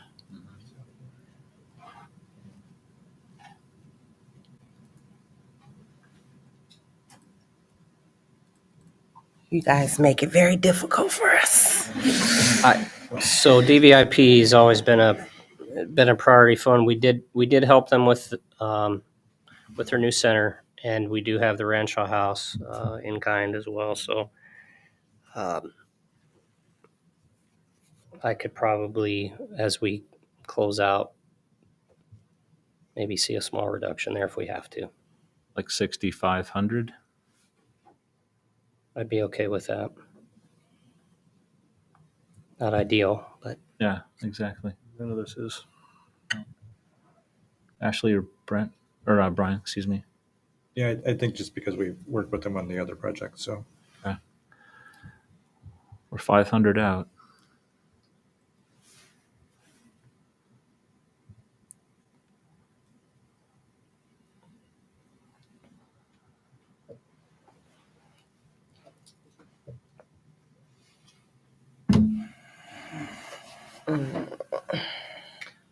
Can we take a few from Friends of the Center?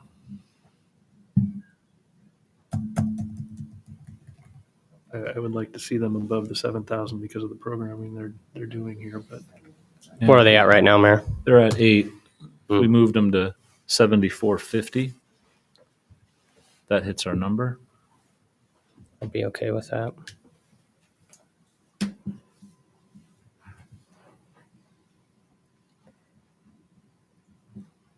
Brian, how are you on that one? yeah, that gets us. Yeah. Mm-hmm. So Ashley, I think we're okay. you okay with that? Mm-hmm. Okay. Mayor, I heard every counselor take priority funds and make reductions. So Yeah. appreciate the work up here with my colleagues. So, Recap? yep. Tracy, you like to talk, you said.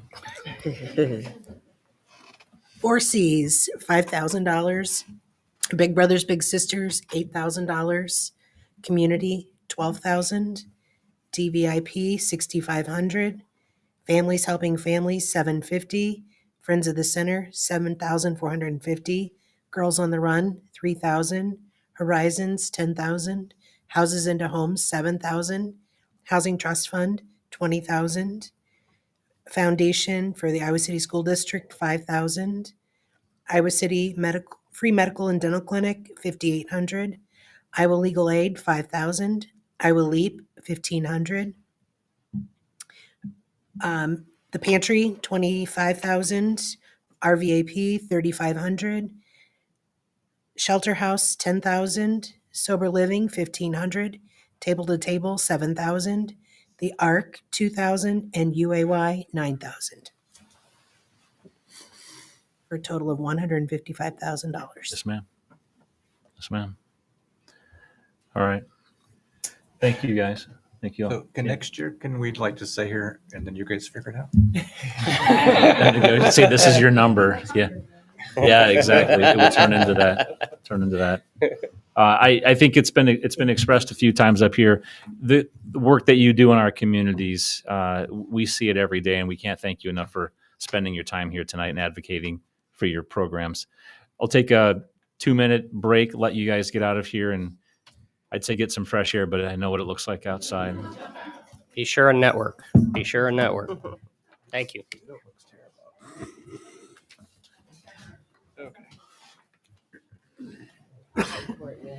To work with all of them. I can't believe you did this already, Marilee. That's outstanding. Oh, that's outstanding. It's been a lot of work. The last will go quick. What? Hello.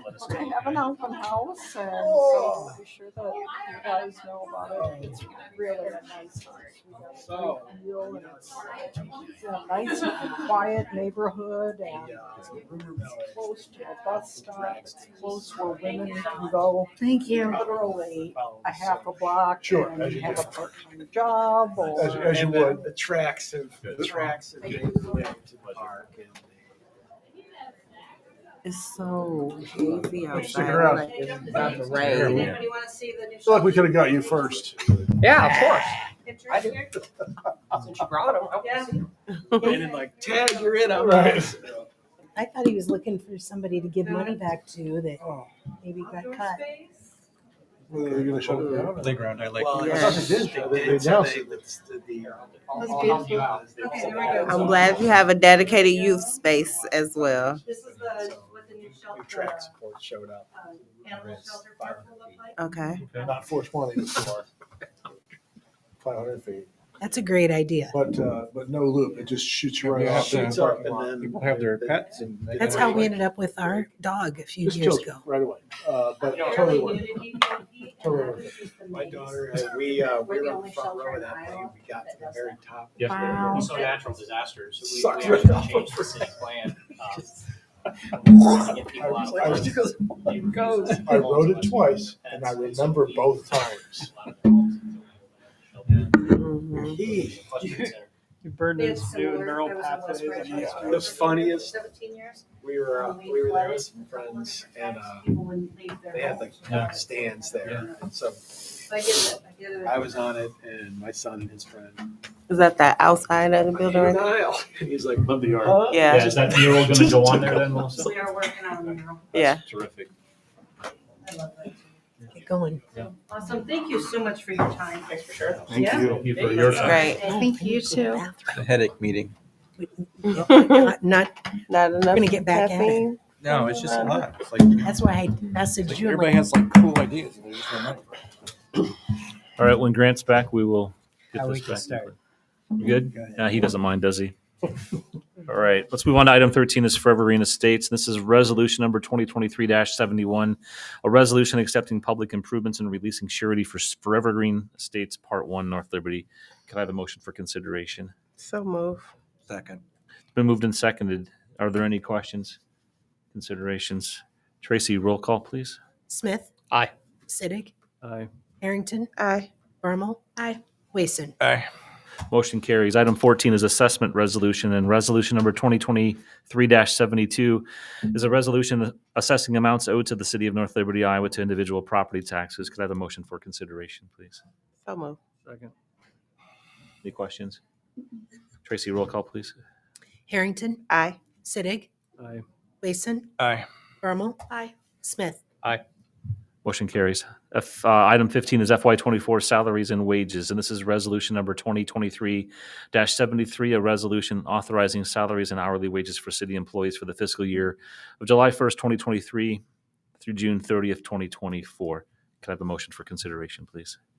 So moved. Second. It's been moved and seconded. Any questions? Tracy, roll call, please. Sittig. Aye. Harrington. Aye. Wason. Aye. Bermal. Aye. Smith. Aye.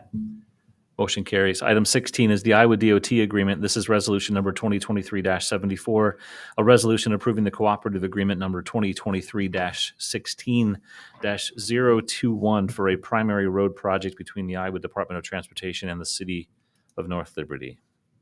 Motion for consideration. So move. Second. Any questions about that? That was a starry-eyed document right there. Tracy, roll call, please. Wason. Aye. Harrington. Aye. Sittig. Aye. Smith. Aye. Bermal. Aye. Motion carries. Item 17 is our ARPA Transit contract, and this is resolution number 2023-75, a resolution approving the contract for same-day on-demand transit services between Johnson County seats and the city of North Liberty. Motion for consideration. So move. Second. Questions? All right, Tracy, roll call, please. Bermal. Aye. Wason. Aye. Harrington. Aye. Sittig. Aye. Smith. Aye. Thanks for coming, Angela. I thought you were giving a presentation anyway. All right.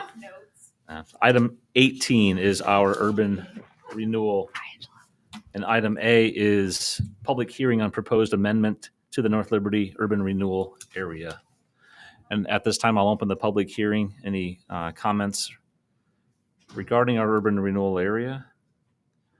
Close the public hearing. Item B is resolution number 2023-76, and this is a resolution to approve urban renewal plan amendment for the North Liberty urban renewal area. Motion for consideration, please. So moved. Second. Moved and seconded. Any questions about this? Tracy, roll call, please. Smith. Aye. Harrington. Aye. Wason. Aye. Bermal. Aye. Sittig. Aye. Motion carries. Item C is resolution number 2023-77. This is a resolution setting a date of meeting at which it is proposed to approve a development agreement with Lion Development Group, LLC, including annual appropriation tax increment payments. Motion for consideration, please. So So moved. moved. Moved and seconded. You This guys is are, now changed to the July 3rd, is that right? Yeah, if I could just take Yes, 2 thank you. seconds here. So generally, in this circumstance, we would post the public hearing for the next regular meeting. However, given the circumstances, and that is that the developer is, this agreement is contingent on a large steel order. We were proposing to move that up to July 3rd, a week and a day before the next meeting. We'll publicize this tomorrow. It'll be in tomorrow's paper, so we'll meet the minimum 4-day requirement for publication. There was a little confusion on my end with our bond counsel in that when they said it would be ready for this meeting, I thought they meant the agreement, but instead they meant setting the public hearing. And so that's why I'm asking the city council to have this special meeting, because I explained to the developer that the agreement would be on this agenda. So I'm asking the council to meet on July 3rd, which is outlined in this resolution, for consideration of the agreement, which is also in your packet. Good. All right. Tracy, roll call, please. Sittig. Aye. Harrington. Aye. Wason. Aye. Bermal. Aye. Smith. Aye. Motion carries. Thank you all for your flexibility next Monday morning to accommodate this. Item 19 is 425 North Dubuque Street, city-initiated rezoning.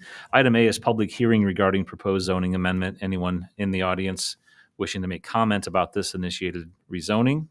I'll close the public hearing. Item B, Russ, I forgot you were sitting down there. I've been very quiet. Again, this is another round of administrative rezonings in the central part of the city. Generally, the comprehensive plan designates this area for a medium density. So we took a look at the zonings in this area and found two on this agenda that would be appropriate for downzoning. Downzoning would be to RM12 for both of them, and it would not make them non-conforming. Any questions for Russ? I still have a hard time wrapping my head around why we wouldn't rezone the others. Just because, I mean, I understand that they would be non-conforming then, but I don't see that as an impediment. If we have a plan, it seems like we have a plan. Yeah, so the medium density goes up to like like a 15 units to the acre. So I'd like to circle back and see if like an RM. So I do have, based on the comprehensive plan, I think there's support for a couple new zoning categories. One would be a higher density medium, like an RM15, and the other would be like a C4, which is more of a, I would call it industrial light commercial district. I think it'd be appropriate to bring those back at the same time. Just as a staff, I'm hesitant to make something non-conforming if I don't have to. I don't want to get too esoteric with this, but just because the maps, the comp plan doesn't always say it's got to be, it's black or white. It's a little fuzzy sometimes. And so it can support a little bit higher density. Now the ones that are in the area aren't at the full 21 units to the acre. It's just kind of above that category. But I think there needs to be a step in between 12 and 21 is what I'm saying. And I'd like to circle back on those if that's okay. I don't necessarily disagree with that, but I just wonder if we should be holding off on these until we have that in place. I mean, obviously not this one, but the owner objected to the other one. Sure. So yep. I think the intent here was, though, to not make them non-conforming right now, and they're probably not going to be higher density than what they're built at right now. So the RM12 meets that, whereas the adjacent ones are a little bit higher density. And if we make them into an RM12, we initiate a problem that we don't need to right now, and we just leave them alone until we have an opportunity to put an appropriate zoning on it. Just give staff some time. The one coming up on the agenda, if Russ had a good explanation in the P&Z meeting, it's probably not going to be able to be built to an RM21. The best it might possibly get to is this new zoning, but it's most likely to stay right where it is at what we're getting to with the RM12. So doing these in steps over time is kind of a slug, and easier to do them in big chunks. But if we do them little bit by little bit, it just ticks them off of the list for not making folks go build something or reduce something that's not already there.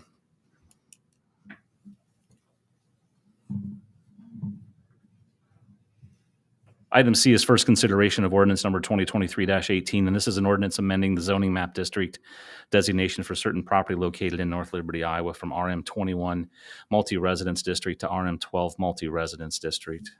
Could I have a motion for consideration, please? So move. Second. Been moved and seconded. Do you guys, others have any questions about that? Or Eric, in additional? So somewhere along the line, we may have to readjust this of somebody, but yes, and yeah, either with yes, and I've been very open when I talk to people that, and I've been very open to proposals that make sense to me, and if something comes in with a redevelopment or something that we downzone that makes sense as a good product, I'm more than happy to have that conversation. And I'd say just because I don't think anyone has objected to this one, right? Correct. All right. Tracy, roll call, please. Smith. Aye. Siddick. Mason. Aye. Harrington. Aye. Bermal. Aye. Motion carries. And then item 20 is the Hatch property city-initiated rezoning. And this is a public hearing. Item A is public hearing regarding proposed zoning amendment. Seeing no one in the audience, I will close public hearing. Item B is staff and commission recommendations, Russ. Okay, so similar request, 0.33 acres, RM12 would allow for 3 units, so it would not make it non-conforming. As some of the discussion, I did receive a call and an email from a representative of the ownership objecting to the request. It wasn't due to any plans that he had. It was just a perceived development right at some point in the future that they may want to redevelop the property. I think that's going to be a challenge. I think the economics of demolishing, two structures essentially on the property and redeveloping it with, I think you can get with RM21, you can get 6 units. So to redevelop the property entirely to get 6 units, I just don't know that the economics are there. I did talk to him. We had a good conversation. Again, these are the conversations where I said, we're certainly open if there's a good proposal for redevelopment, we could always address rezoning at a future point in time. It just made sense to me, again, to align it to what the developed density of the property is currently. But since there is a formal objection from the property owner due to state code, it does require 3/4 majority approval to move it forward. Which is 4 of you. If I can just mention very quickly that there's no such thing as a vested right to a zoning designation. There's a vested right in the use of a property. So if someone has put money down towards building a thing, and then they can keep doing what they've done. But it's up to this body has the right to change zoning designations as you see fit, as for the health, safety, and welfare of the community. So this is within your power to do that, regardless whether they may have had other plans in the future. Okay.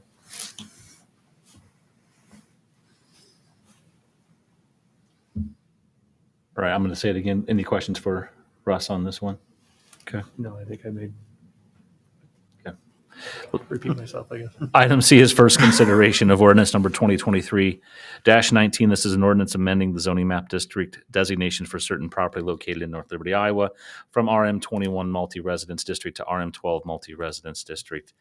Could I have a motion for consideration? So moved. Second. It's been moved and seconded, and I will also say that this is the first consideration. We get to do this 2 more times, so if that makes any difference. Right, Brent? Okay. Tracy, roll call. Siddick, Nay. Bermal, Aye. Smith, Aye. Harrington, Aye. Wason. Aye. Motion carries. Item 21 is old business. Anything out there to scrape up? Okay. 22 is new business. Just remind people that this weather is this haze is supposed to stay around for another day or so. It's if you have any lung stuff issues and stuff, do not go outside. So, And please do not overload 911 because there's nothing anyone can do unless you're having a medical emergency. We know there's smoke in the air. Please do not call 911 to tell them that there is smoke in the air. Would you recommend people wearing masks that need to come out? Does that help? I would particulate mask if they can tolerate it. Yeah. I would point them to the county health folks for recommendations. Sounded like a real professional there, wasn't it? Yeah. All right. Could I have a motion for adjournment? So moved. Second.